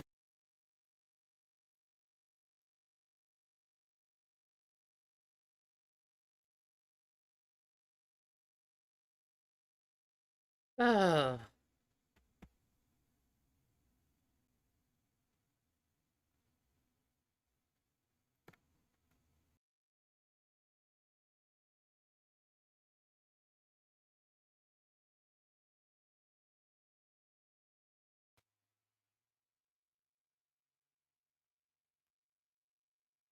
Am I back? Put a 1 in the chat if you can hear me. Something went wrong. Republican government, we're going to use immigration law, national security laws like terrorist laws. We're going to use education laws, basically everything that's on the books to go after these people. According to the document, organizations like Student for Justice in Palestine, American Muslims for Palestine, and even Jewish Voice for Peace are part of a so-called Hamas support network that allegedly challenges Israel's security and also threatens American values. Even though they haven't broken any laws, they're not actually engaging with Hamas stuff. They just say you're associated with a terrorist organization to make people go along with having you deported or criminally charged. Because if they slap terrorism on you, if they associate with you with a terrorist organization, and we've been fed this terrorist fear-mongering since 9/11, people would be more than happy to see you locked up, and they won't even question it. They won't even ask, what did this person actually do? Why are they being locked up? They won't ask. Now, understand, this woman, she is a self-admitted racist. Let's continue. That because they'll just label you a terrorist. Arguing that any person or group, even those that, quote, merely use this issue cynically in the furtherance of other goals, are effectively a part of a terrorist support network, even going so far as to say, those supporters of Palestine and Hamas who have claimed for decades that criticizing Israel's policies does not equate to anti-Semitism are at best insincere. They have simply masked their anti-Semitism in a thin veneer of political rhetoric to disguise their true intent, the destruction of the Jewish state of Israel. Put simply is the framing that any criticism of Israel is in fact anti-Semitism. But it's not just Jews that should be concerned. Project Esther argues that the Hamas support network is embedded with numerous other leftist activist groups like the LGBTQ and BLM, meaning that they share anti-American Marxist framing, implying that they have parallel meaning that we have an excuse to go after black people. That's all that is meaning. You understand that 4547 said that he want to designate Antifa as a terrorist group when there is no real organization named Antifa. No, there are no Antifa boards or official members of Antifa. So he wants to declare Antifa as a terrorist group, which means that this idea of Antifa can include anyone they choose. You know, they say Antifa did this, Antifa did that. But who the fuck is Antifa? They said that there were Antifa people who was at January 6th who was causing a commotion. The January 6th people were infiltrated with Antifa people. Who are these people? They also want to I believe it's they also want to call transgenders a terrorist group as well. Okay, let's continue. Goals that are against the interests of the average American, therein shoring up their line of reasoning for why every American should support Project Esther. Because communism. One of the groups that Project Esther identifies, as she refers to it, as a Hamas support organization, HSO. Also, they refer to HSN's Hamas Support Network. If you can talk more about that label. Yeah, so Project Esther focuses on anti-Zionist groups such as Jewish Voice for Peace, but they aim to go much more broader than that. So there's a whole network, according to them, that includes not just those groups, but large nonprofits like the Tides Foundation, George Soros as a mastermind on top of this pyramid that they showed and pitched debts to potential donors. Then, of course, there's colleges and universities that are harboring. 4547 says that he wants George Soros prosecuted and he should be in jail. I will pull up that newspaper report. I had it in some of my links last week and I never got to it, but he has already called for George Soros to be prisoned. These organizations, members of Congress, senators, the media, really anybody, like I said before, who has criticized Israel or participated in any sort of pro-Palestinian activity. It's as if the Heritage Foundation has declared that any criticism of Israel is not only unpatriotic, but also a direct threat to national security. And the result, a cascade of policies that could see peaceful protesters prosecuted, funding for universities slashed, and even non-citizens and permanent residents deported with their visas and green cards revoked. Deport them, surveil them, put them in prison, financially sanction them, ostracize them, and this is a quote, ostracize them from society. Basically expel them, cancel them from social life.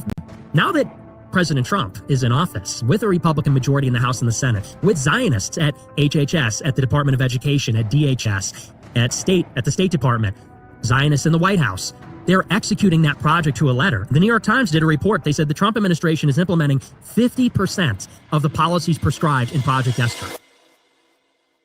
Beyond. Okay. Let me stop right there. And if you, thank you for letting me know. If you live in the United States, you already know that they have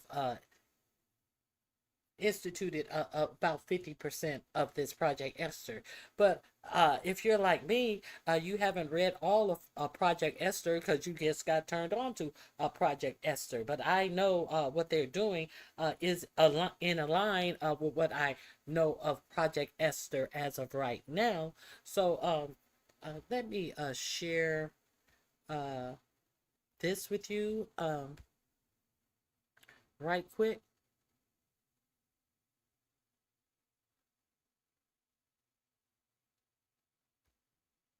Here we go. Politico reported this.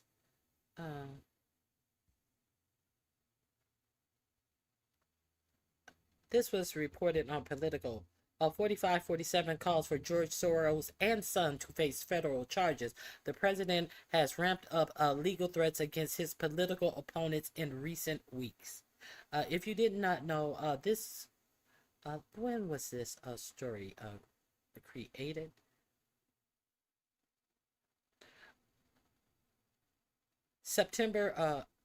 August 27th. That's when President 4547 is pressing for Democratic mayor donor George Soros and his son Alexander to face federal racketeering charges. He said in a social media post on Wednesday, the latest attempt from the president to leverage federal power against his political enemies. George Soros and his wonderful radical left son should be charged with RICO because of their support of violent protests and much, much more. Although the United States of America, all throughout the United States of America, 44, 45, 47 wrote in a live social.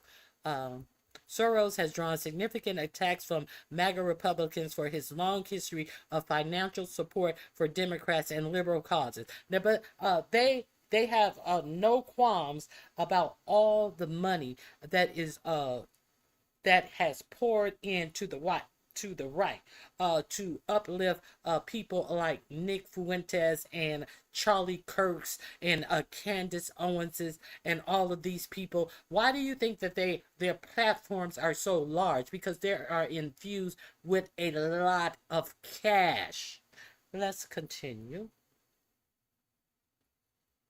4547 would like to establish a mafia state, he said during the president's first term. 4547 has long called for prosecution of his political enemies dating back to his 2016 rival Hillary Clinton.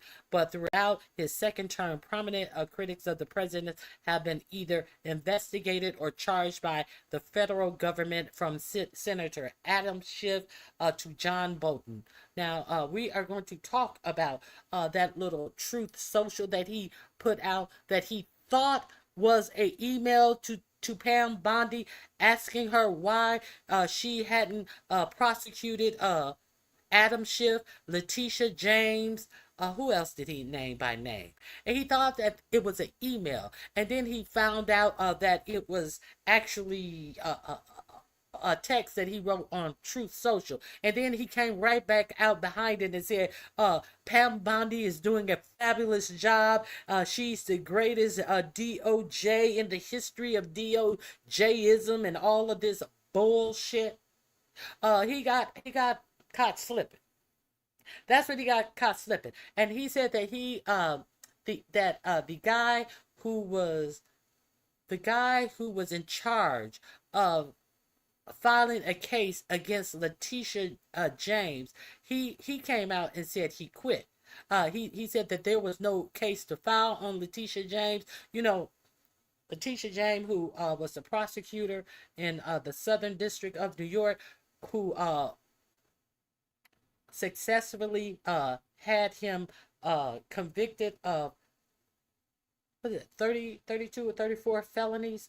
He actually had somebody who he wanted to put in Janine Piero's job, but he had no court appearance. He had he had never tried a case before. He wanted to put him in the position that he now gave Janine Piero, but there was so much uprising about it because he was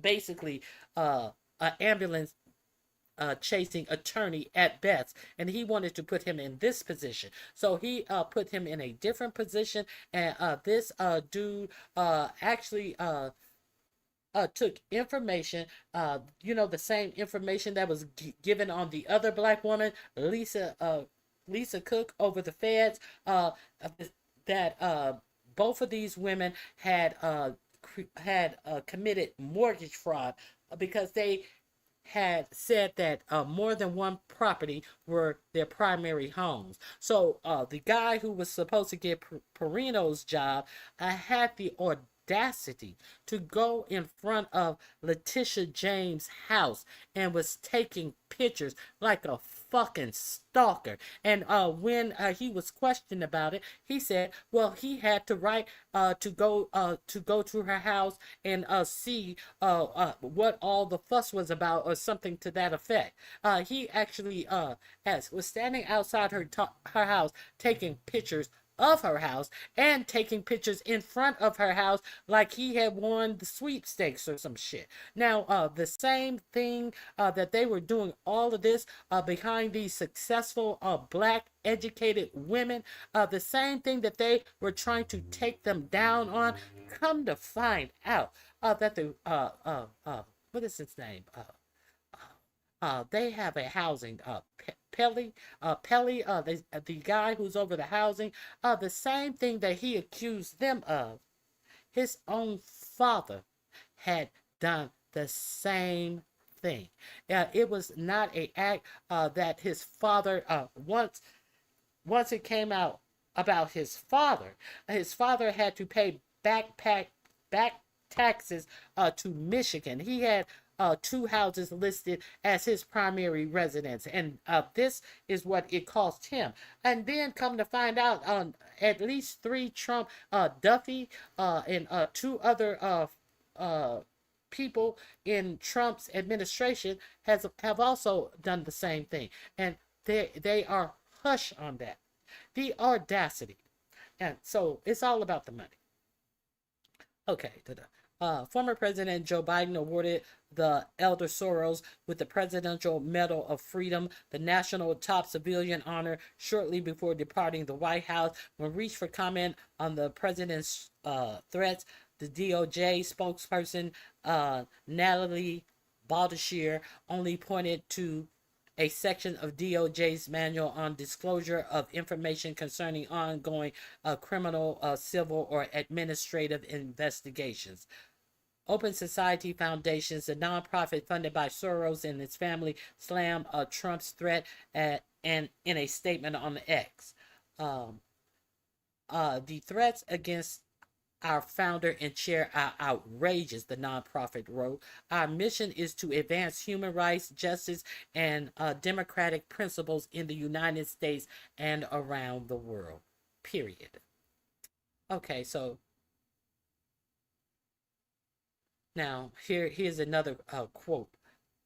Soros and his group of psychopaths has caused great damage to our country. That includes his crazy West Coast friend, 4547, wrote, "Be careful, we're watching you." Okay, so I just wanted to give you this. I'm going to put this link to this article in because I meant to report on this last week. I'm going to put the link to that article right there. Now let's get back to where we were. Where were we?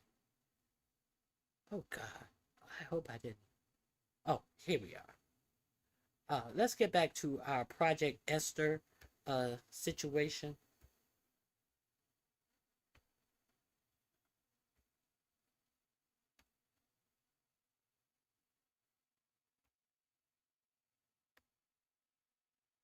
Dismantling the Hamas support network in anti-Semitism, Project Esther also outlines a clear and distinct third goal: protecting America's long-standing policy of support for Israel. Explicitly stating, with a successful completion of Project Esther and with the HSN ceasing to exist, they will not be able to generate any political pressure on the U.S. government or the U.S.-Israel relationship. A far cry from the intended purpose of the First Amendment.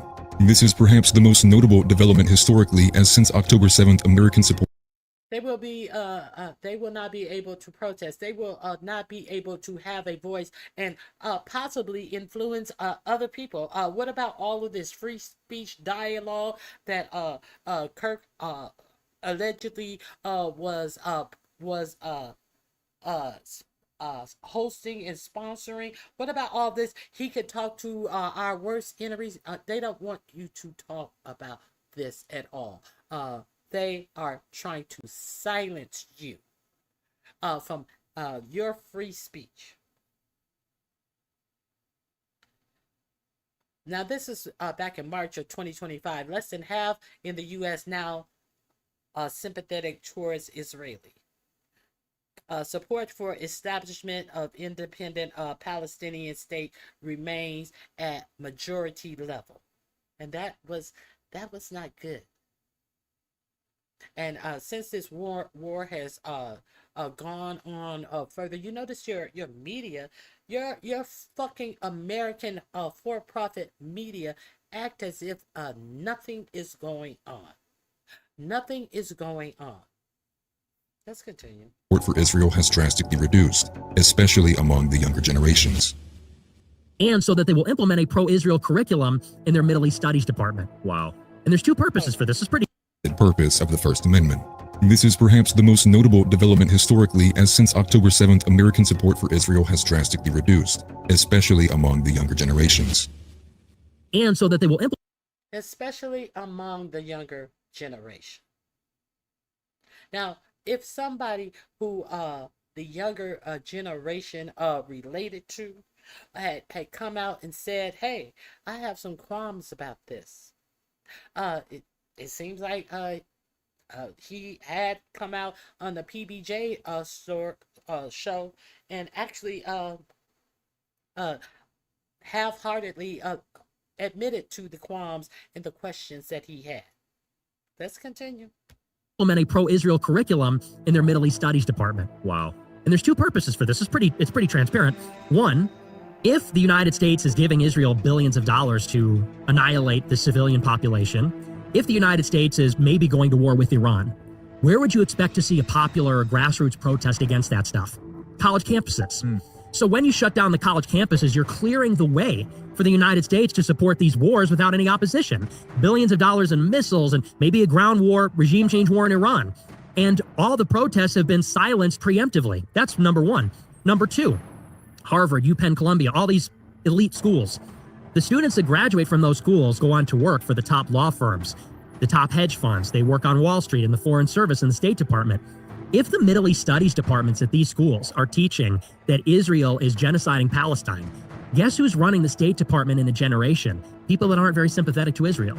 Same thing with Wall Street. Same thing with every other elite institution. I mean, these schools are elite-making institutions. So they want to make sure the curriculum is pro-Israel so that the elites are pro-Israel, so that every generation of students that goes into the highest levels of society, they see it exactly one way. I see the younger protesters are largely anti-Israel, and I see right now there is no message conveyed to young people why they should support Israel, and I'm not saying that I do. I'm asking them, what are you paying attention to? Now I'll tell you this. My having left this meeting is they're clueless to the issue. They don't know, despite the fact there was literally a protest outside, they were dismissive of. They say these things happen. The trends that I see are younger people are increasingly anti-Israel, and on the right, they're relatively neutral or don't care. My prediction, as I made over a year ago, is that with the anti-war elements of the populist movement on the right and the anti-Israel section of the left, not to mention there is a smaller but still prominent anti-Israel right, Israel's not going to have support from this country in 20 years.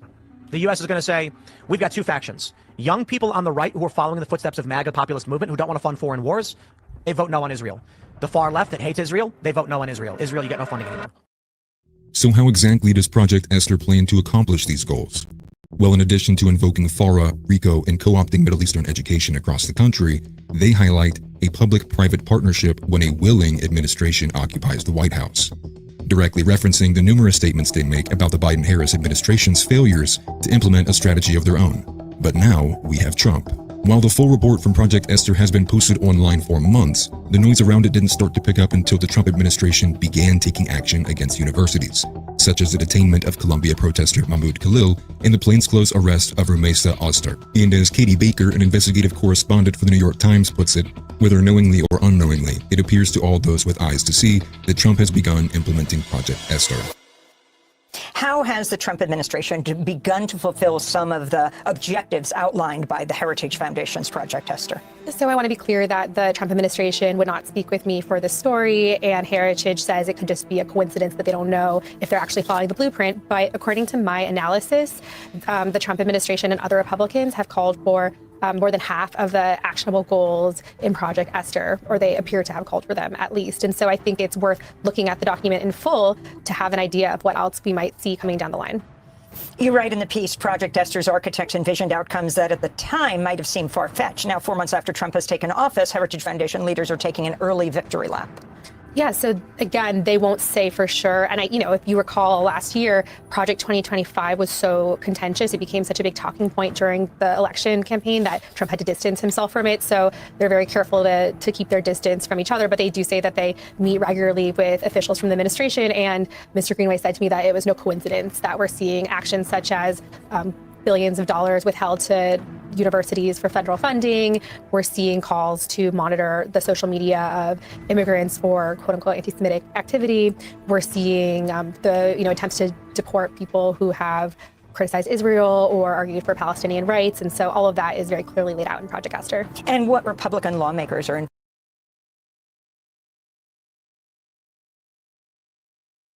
Does that sound so America first to you? America first. Does that sound America first to you? Let's continue. involved in formulating the objectives of Project Esther? I think there's a really broad brush. You see people in the administration, Republicans in Congress. It's really hard to just pick one or two because it's really widespread. Well, I want to thank you for being with us. The response of Project Esther to your report, of the Heritage Foundation people behind it? I haven't heard from them, but I think they're very explicit that this is what they're doing. It's a move that raises eyebrows and questions alike. How can they designate a peaceful protest as dangerous when it's just an exercise of the same freedom that the U.S. prides itself on? Yet, under this new regime, any activism against the U.S.-Israel alliance might soon be branded as a threat to national security. The influence of the Heritage Foundation runs deep in these policies. The reports like Project 2025 and Project Esther serve as manuals for conservative lawmakers and even military officials. They urge officials to take cues directly from their recommendations, turning independent policy making into a one-man show, where outside ideological influence dictate the nation's direction. This situation brings us to And why do you think they want the military in our streets? Pete Hegseth, a nincompoop is over our military. Do you think that he is not going to follow orders like the rest of this administration do that is trampling over your rights and my rights now? See, a lot of people didn't pay attention when they were doing illegal shit to people who were undocumented who came over here.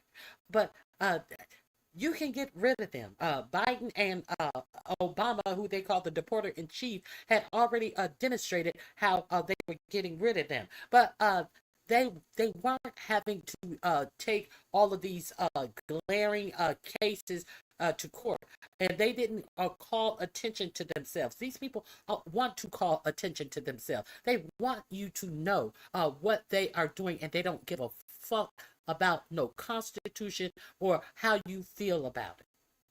They want to scare you into submission.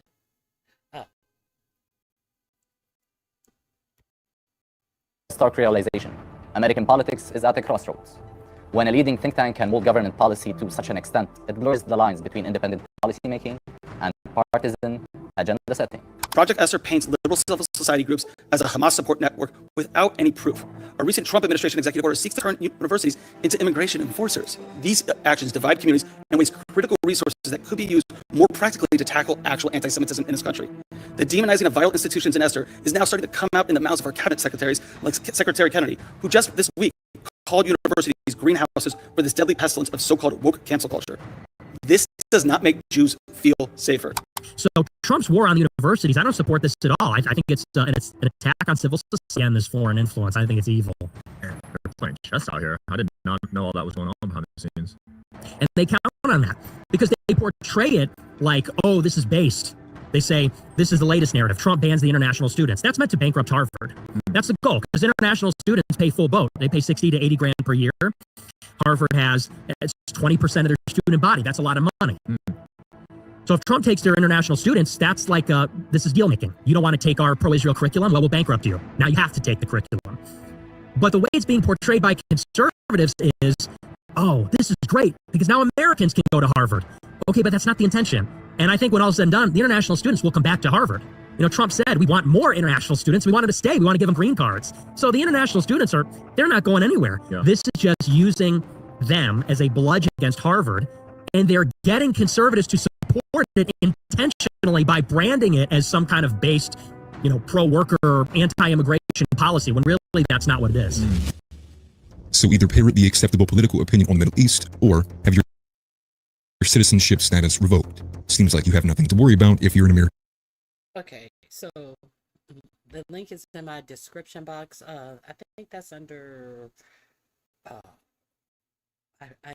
It's in my description box. I will tell you what it's under shortly.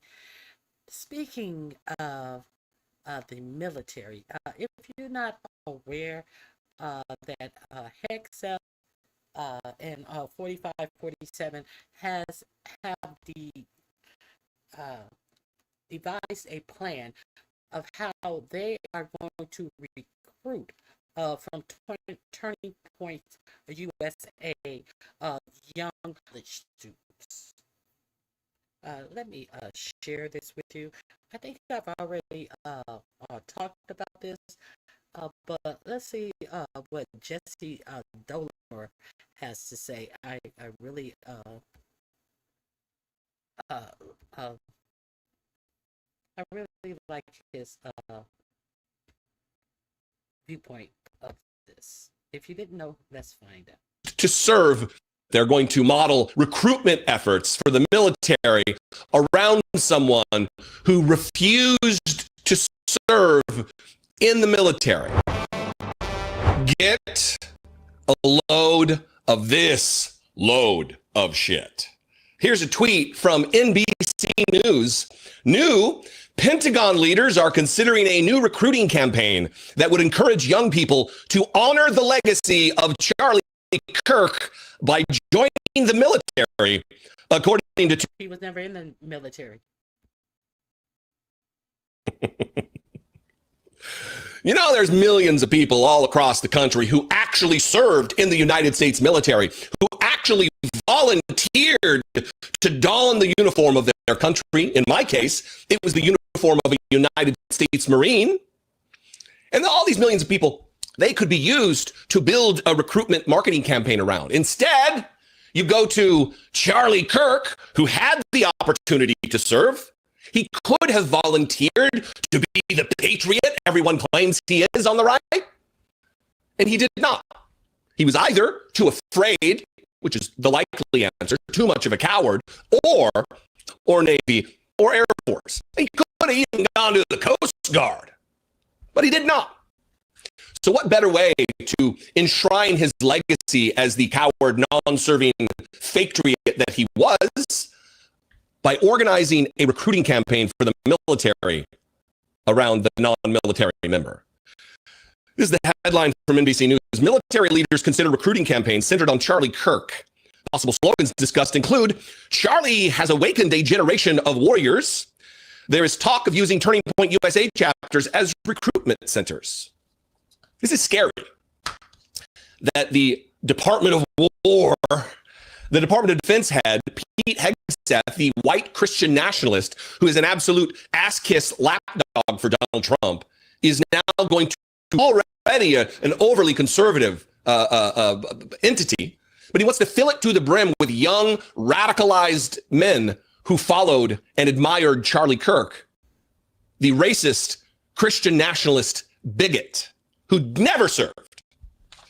Pentagon leaders are now considering a new recruiting campaign that would encourage young people to honor the legacy of assassinated conservative activist Charlie Kirk by joining the military, according to officials familiar with the planning. The idea would be to frame the recruiting campaign as a national call to service, the official said. Possible slogans that the Pentagon leaders have discussed include, Charlie has awakened a generation of warriors, according to the officials. Anthony Tata, who serves as Undersecretary of Defense for Personnel and Readiness, is leading the effort, the officials said, are considering using chapters of Kirk's political organization, Turning Point USA, at schools across the U.S. as military recruitment centers, the officials said. That could include inviting recruiters to be present at events or advertising for the military at the chapters, one of them explained.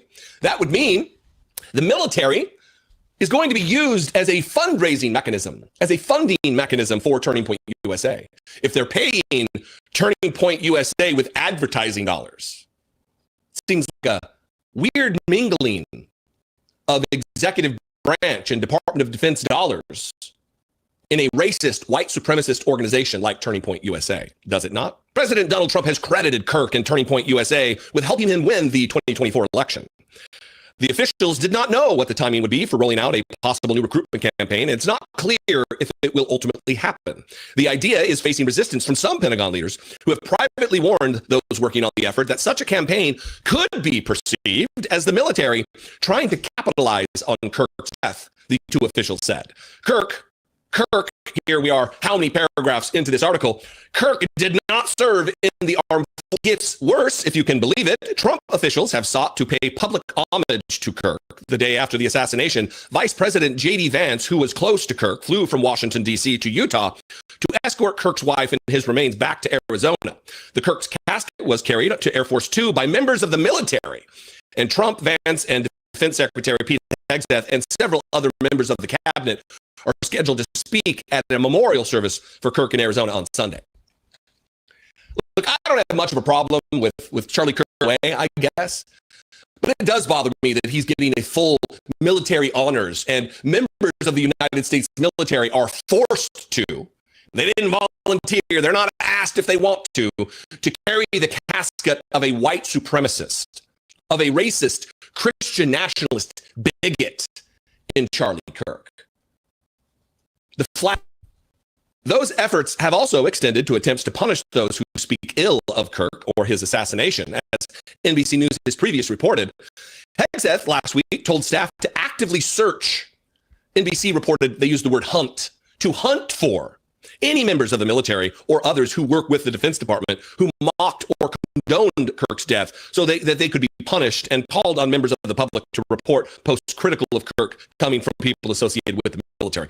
See, it's not if you mocked or condoned his death, even if you posted quotes of Charlie Kirk, even if you posted to your social media, unfortunately, some gun deaths every single year so that we can have the Second Amendment, said Charlie Kirk. If you posted that, you're at threat of losing your job if you work in or around the United States military or the Pentagon. And then finally here, asked for comment by NBC News, the Defense Department provided a statement from Chief Pentagon spokesman Sean Parnell in which he said, quote, "The media is so desperate to attack this administration's success that they are now inventing lies about our recruitment efforts. Leadership matters, and under the strong leadership of President Trump and Secretary Hegseth." It's a tepid denial. Is it really a denial? You just attack the media, dipshit. You just attack the constitutionally protected free and fair press as a representative of the War Department. It is the worst timeline that we happen to live in, that they're going to model recruitment efforts for the military around someone who refused to serve in the military. I mean, it should come as no surprise or shock. Physical weakling who, when his number was called to serve, refused and got out of it because of his bone spurs. Bone spurs that I have, by the way. It didn't stop me from serving in the United States Marine Corps for many years on active duty as an enlisted man. But I guess patriotism means something different to different folks, right? Anyway, what do you think? Please subscribe to this program before you comment. It is free to do so. Okay. I hope my mic is better now. I just wanted to give you that information. So this is the people who they want to be sure that they recruit for the military front. These Christians, when at one of his debates at one school campus, this black student said he had an issue with Christian nationalists. Kirk then tried to say that he wasn't a Christian nationalist. He said, "I'm a Christian and a nationalist." And he said, "Yeah, a Christian nationalist." So this is where they want to recruit the pool for our military, people who have heard him drone on about all of his grievances. But how come they are hushed on this? How come the Christian right, the Christian nationalists, the God first in everything, why are they so quiet on this? Did you guys, we know that it happened during the Republican convention, but did you guys also know that Grindr Grinder had problems at this ceremony, this rally that they had with fireworks and all of that, and trash strewn all across Arizona. Did you know that Grinder went down several times at that event as well? Come on, let's find out. Let's find out. Let's get to the Grinder story. Here we go.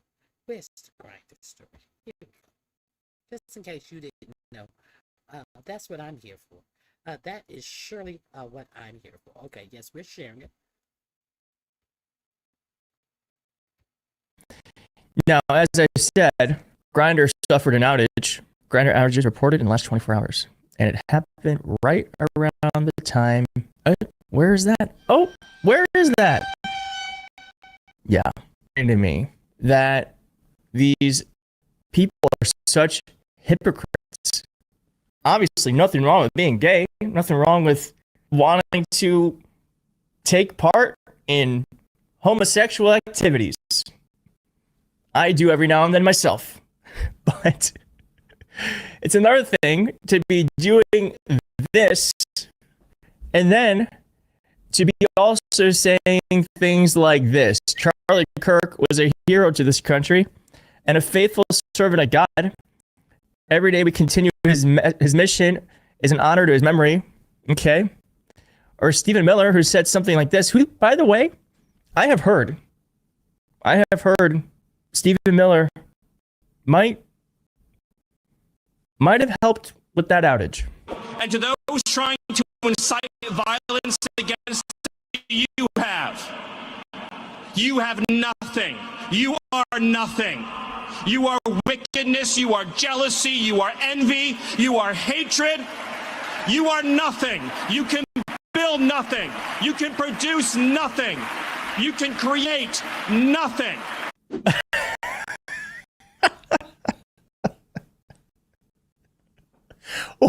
What? So I read this. I hadn't heard it. It's so extreme. Holy shit. You can build nothing. That one. I can't build shit. I can't build shit.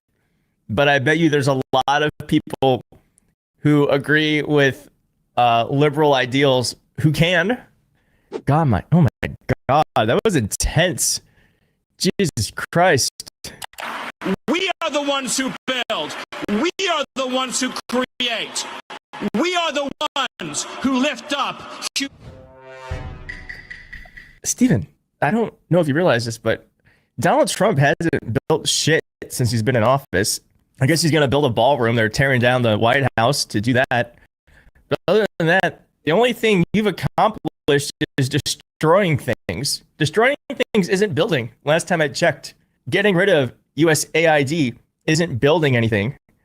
Deep cuts to Medicare and Social Security isn't building anything. The only thing you can create is destruction, my friend. Terrifying speech. My God. All right, let's just listen to a little bit more. You thought you could kill Charlie Kirk? You have made him immortal. You have immortalized Charlie Kirk. And now millions will carry on his legacy. I just can't deal with this shit. I just can't deal with this shit. You thought you could. Are you talking to the person who killed him? Because no one else did it. And there's certain, I just don't believe. I mean, show me the rhetoric. Show me the rhetoric from Democratic officials, people running for office in Democratic campaigns, who are saying or said anything close to what he's alleging here that would cause someone to do this. It just doesn't exist. It doesn't exist. Wow, that was crazy. Nick Fuentes said about all this that they're going to use Charlie Kirk's death relentlessly to shill J.D. Vance. That's clearly why Vance jumped in front of this from the beginning by carrying Kirk's cast and hosting his show.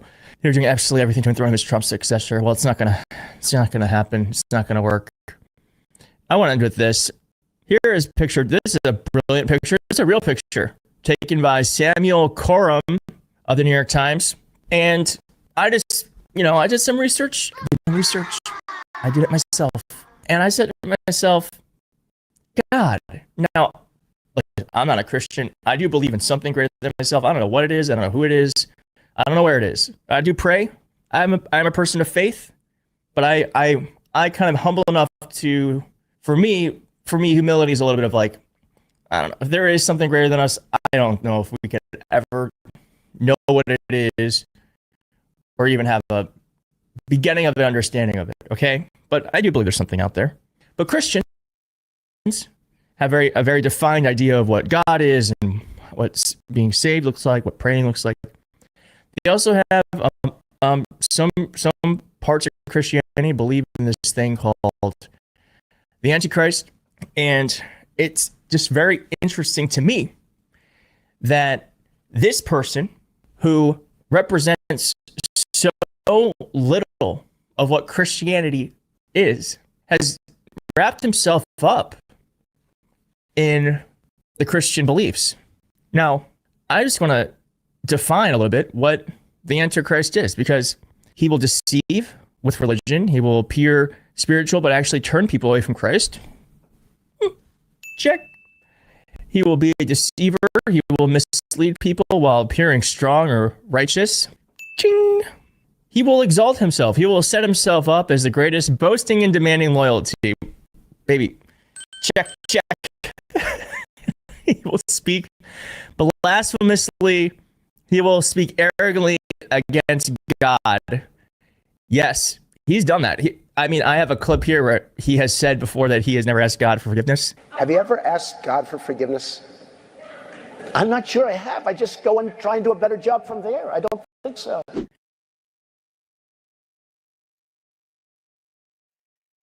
There you have it.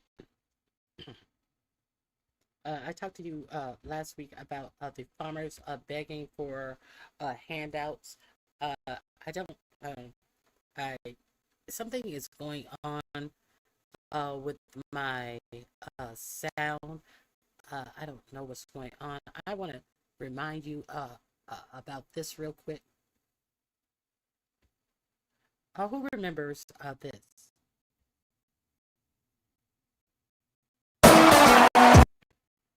I'm not gonna play the music. I just want you to see the visuals. Do you remember CPAC? This, I think it was last year. Do you remember this? Your memory is going to let me add some more to your memory about this. Remember what did he have in his hands? He has nothing in his hands, Ronnie Q. What are you talking about? He doesn't have anything in his hands. The whirlwind of Elon Musk. Ronnie, who is that? And what does he have in his hand? Remember when it was a big thing that Elon Musk is going to come to our government and cut out waste, fraud, and abuse, and he wielded this chainsaw? Who is this giving him this chainsaw, Ronnie Q? It is none other than the president of Argentina. The president of Argentina is handing off the chainsaw because he said that he was going to eliminate waste, fraud, and abuse in Argentina. So do you understand what's going? He's handing over the saw to the man who we now know eliminated nothing but only enriched himself in all of our personal data. He did none of the things. He wasted more money than he cut. That's okay. We went back to way back land, and now that we are in the present tense, we know that it was bullshit. So was it bullshit? The guy who was the president of Argentina, was it bullshit for him as well? I think it was. The handoff of these great cutters of waste, fraud, and abuse. Oh, these successful men with comb overs and oh, how glorious, clap, oh. Okay. But have you heard about this? Have you heard that the United States is talking about bailing out Argentina with our treasury? Well, they're not talking about bailing out our farmers who these tariffs have crippled, but they voted for it, so oh well. But America first. Have you heard about America first?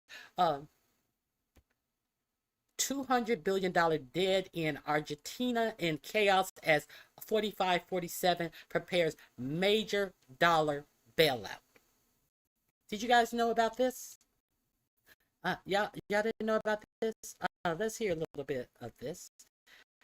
If you are not up on this, yeah. Welcome back, everyone. Thank you so much for being here. Thank you for joining, and a special Substack Patreon here on YouTube, or who has otherwise supported my work. I appreciate every single one of you. Argentina is on the edge. In recent weeks, the South American country has found itself on the verge of financial and political collapse. Again, the peso is in free fall, inflation is resurging, and foreign investors are bolting. In the eye of the storm is President Javier Milei, Argentina's libertarian leader who campaigned, as you may recall, on slashing government waste, on crushing inflation, and as he put it, on making Argentina free again. But today, Milei faces his biggest crisis yet. And right now, in an unexpected geopolitical twist, President Trump is stepping in to help Milei. Trump is ready to rescue Milei with the full backing of the American Treasury. So how did this begin? We will cover this in great detail. First things first, how did it all begin? On September the 22nd, just 15 minutes before Argentina's markets opened, U.S. Treasury Secretary Scott Bessent sent shockwaves through global financial circles. He posted on social media, Bessent declared Argentina a systemically important U.S. ally and promised that, quote, all options for stabilization are on the table. His message ended with a quite bold and unmistakable slogan, Argentina will be great again. The timing wasn't coincidental, of course. We understand that. Argentina's central bank had just burned through over $1 billion in reserves in a desperate attempt to stop the peso from collapsing. And it failed. That was a failure. The currency briefly breached its government-imposed trading ban, hitting 1,475 pesos to the dollar, sparking full-blown panic in markets already shaken by political chaos, corruption scandals, and fears of another sovereign default. Trump and Milei are now meeting this week in New York. They will be joined by Treasury Secretary Scott Bessent to plan for what could become one of the boldest international financial interventions of the Trump era. Though still unofficial, discussions reportedly include... 17 million people are about to lose their health care in the United States. In the meantime, the prices of all our consumer goods are skyrocketing, including our food. In the meantime, farmers are losing their farms hand over foot. But there is no relief for the American people under the American first president. So this link is also in my description box. If you don't know, I'll play. Let me see. Let me see.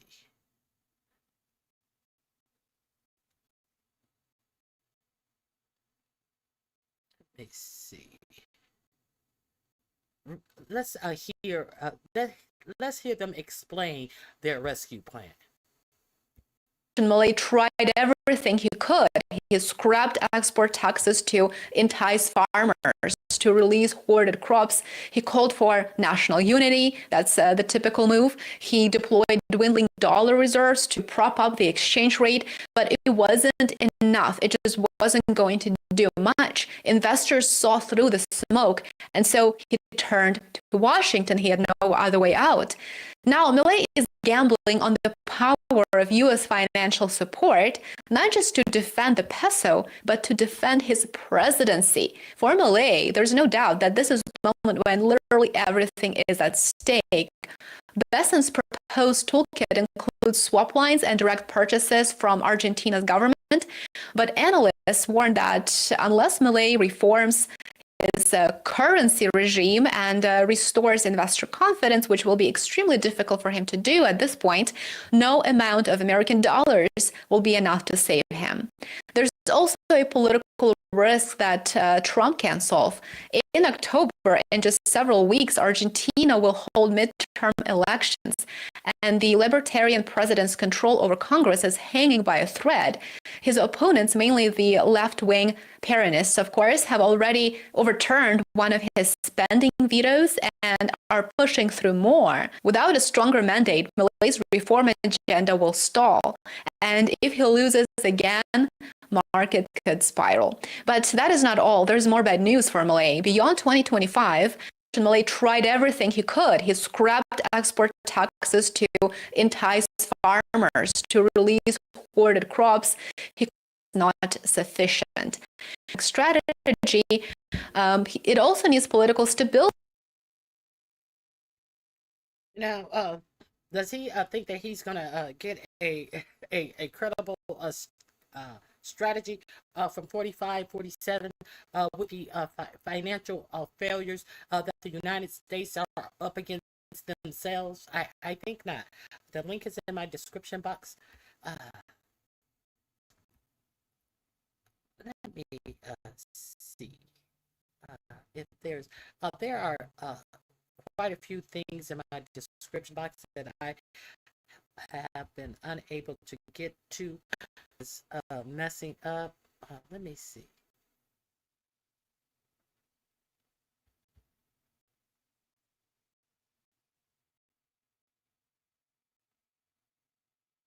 Now, I do want to say this is why you should be leery of all of these mergers of these big companies. We saw what that merger. If you don't know that 80% of our media is controlled by, I believe it's eight companies. 8 companies control 80% of our media, and this is why mergers are so bad. Because we see with that Disney merger with Sinclair and that Starlink or something, we saw how horrible that these mergers are. They can actually try to shut down our free speech so they can get money.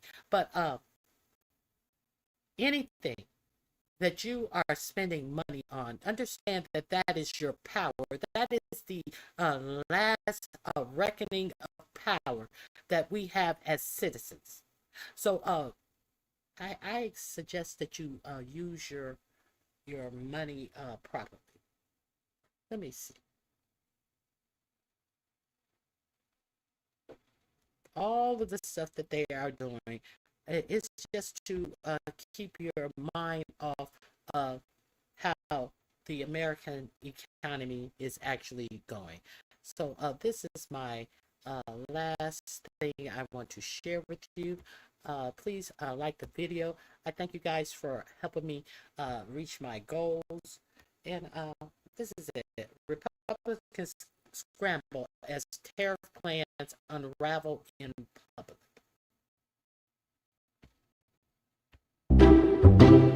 U.S. Commerce Secretary Howard Lutnick has pretty good reason to look concerned when asked about the impact of Trump's tariffs. Because they're patriots. I think I give tremendous credit to that judge. And now it's going to the Supreme Court. Now we're going to be asking for early admittance. We're going tomorrow, and we're going to ask for expedited ruling because when you look at the stock market's down today, the stock market's down because of that. Because the stock market needs the tariffs. They want the tariffs. If you look at AI, all of those, all of that money that's going to be invested, trillions and trillions of dollars, the biggest thing What the fuck is he talking about? He's talking about 345. None of these things are connected. He's connecting all of this. Where's the money? Show me the money. As Cuba Gooding Jr. said, show me the money. Bigger than the internet, I suspect. It's the internet plus 3 or 4 other things combined. We are leading very substantially with AI. We're leading because of tariffs. We're leading because of talent, and this is where they'd like to be. But without the tariffs, we wouldn't have a chance. We're leading because of AI or because of tariff. You can't decide. Take some Tylenol. Take some Tylenol and figure it out. So we all saw them declare that they had the cure for autism, and then they came out and 45, 47, you could tell that he had no idea what he was talking about. He couldn't even understand. He couldn't come out and tell the public to make it seem like he had even had one conversation about what was going to be presented to you, the American public. The thing that affect who the most? Women. Women. A woman's issue. He couldn't even say acetaminophen. That this is what they were trying to allege that was causing autism. And he said, you just got to bear it out.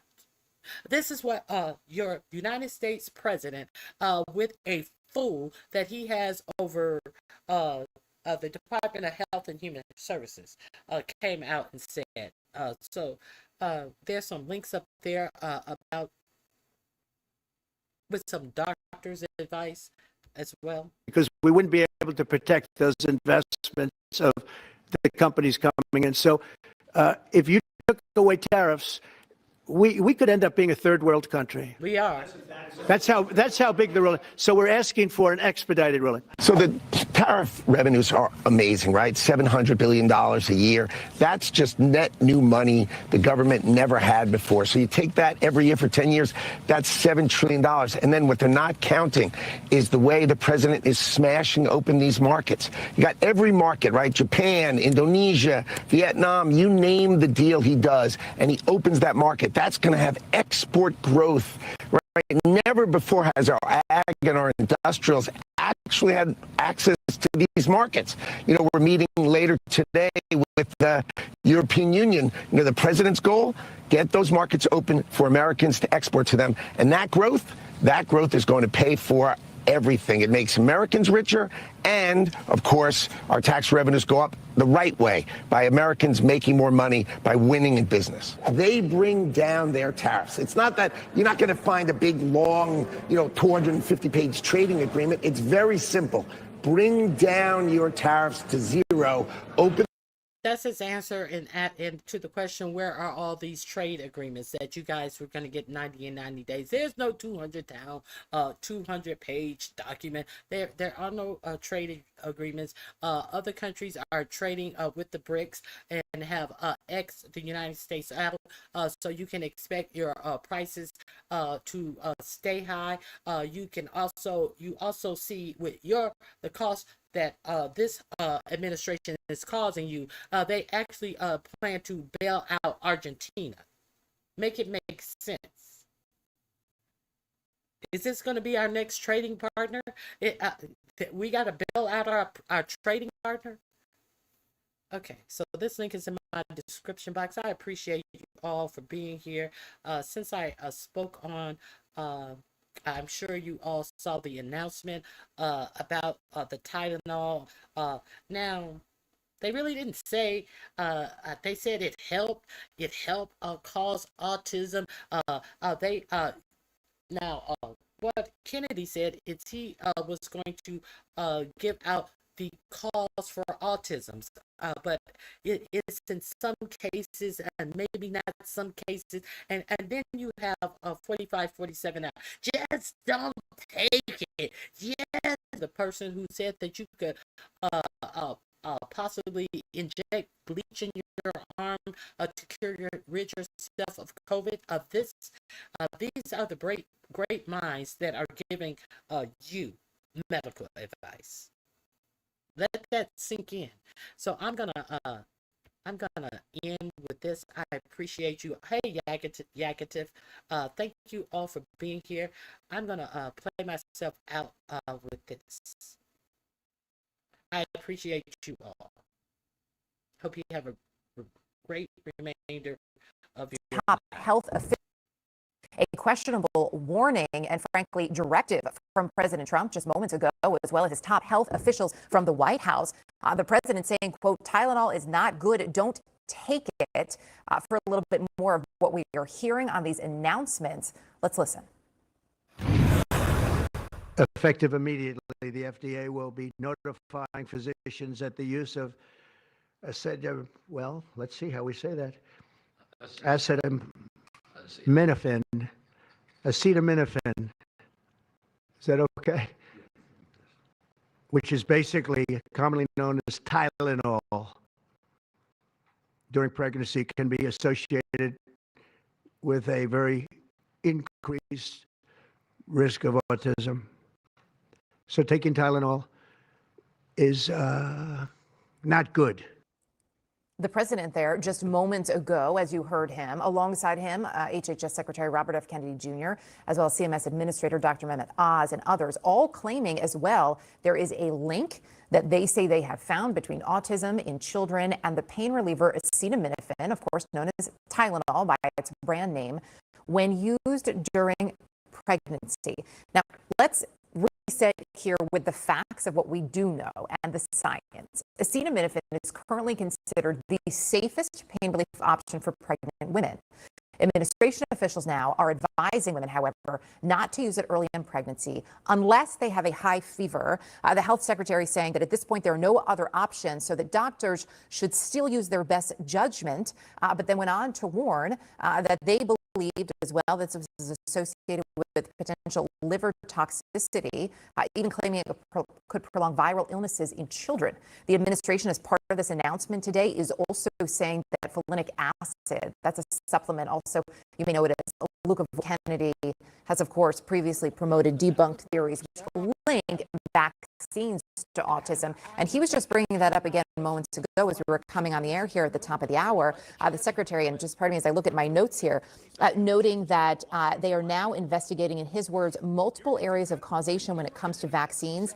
He claims that 40 to 60% of mothers who have children with autism believe that there is some link to a vaccination. The secretary also claiming that these women have been gaslit, he says, by the science, which has found that there is in fact not a connection between vaccines and autism. But he is saying now that this is something that he has directed his agencies to look into. Again, he has promoted these theories linking vaccines to autism for some time. You may recall back in April, he pledged that his agency would have answers on the causes of autism this month. He said we would know in September.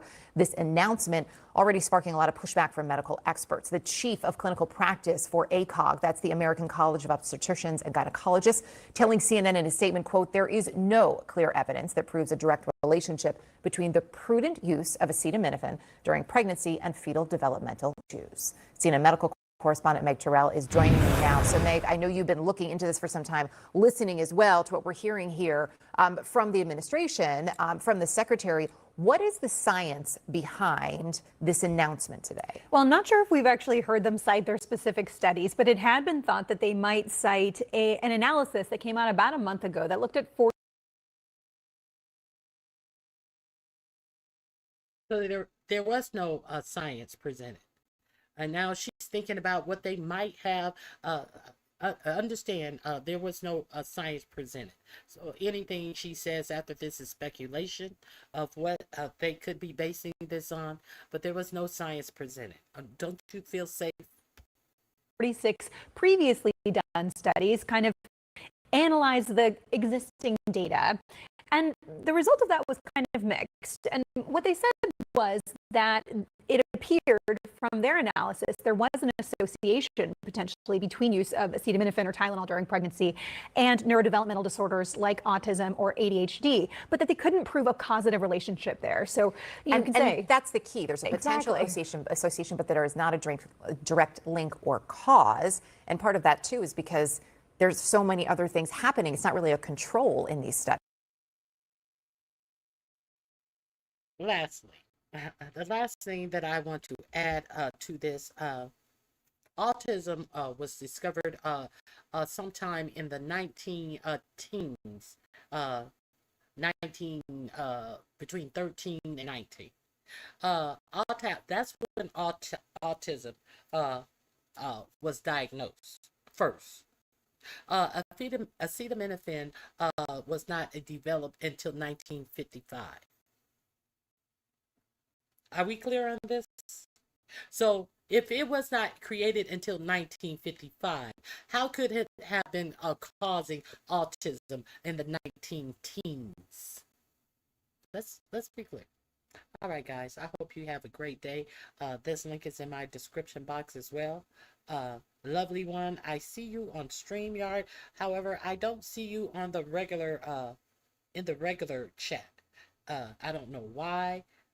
I don't have you blocked unless you came in under another name, but and change your name back. But I only see you on StreamYard. But it's good to see you there. I hope you guys I appreciate you guys being here. I hope you guys enjoyed the show. I hope you guys learned something that you didn't know as well. And hey, the links are in my description box. If you find something different, share it with me. That's what we do. We are trying to give information that will affect us and how we actually live our lives. All right, I appreciate you guys for being here. Have a great remainder of your night. All right, bye-bye.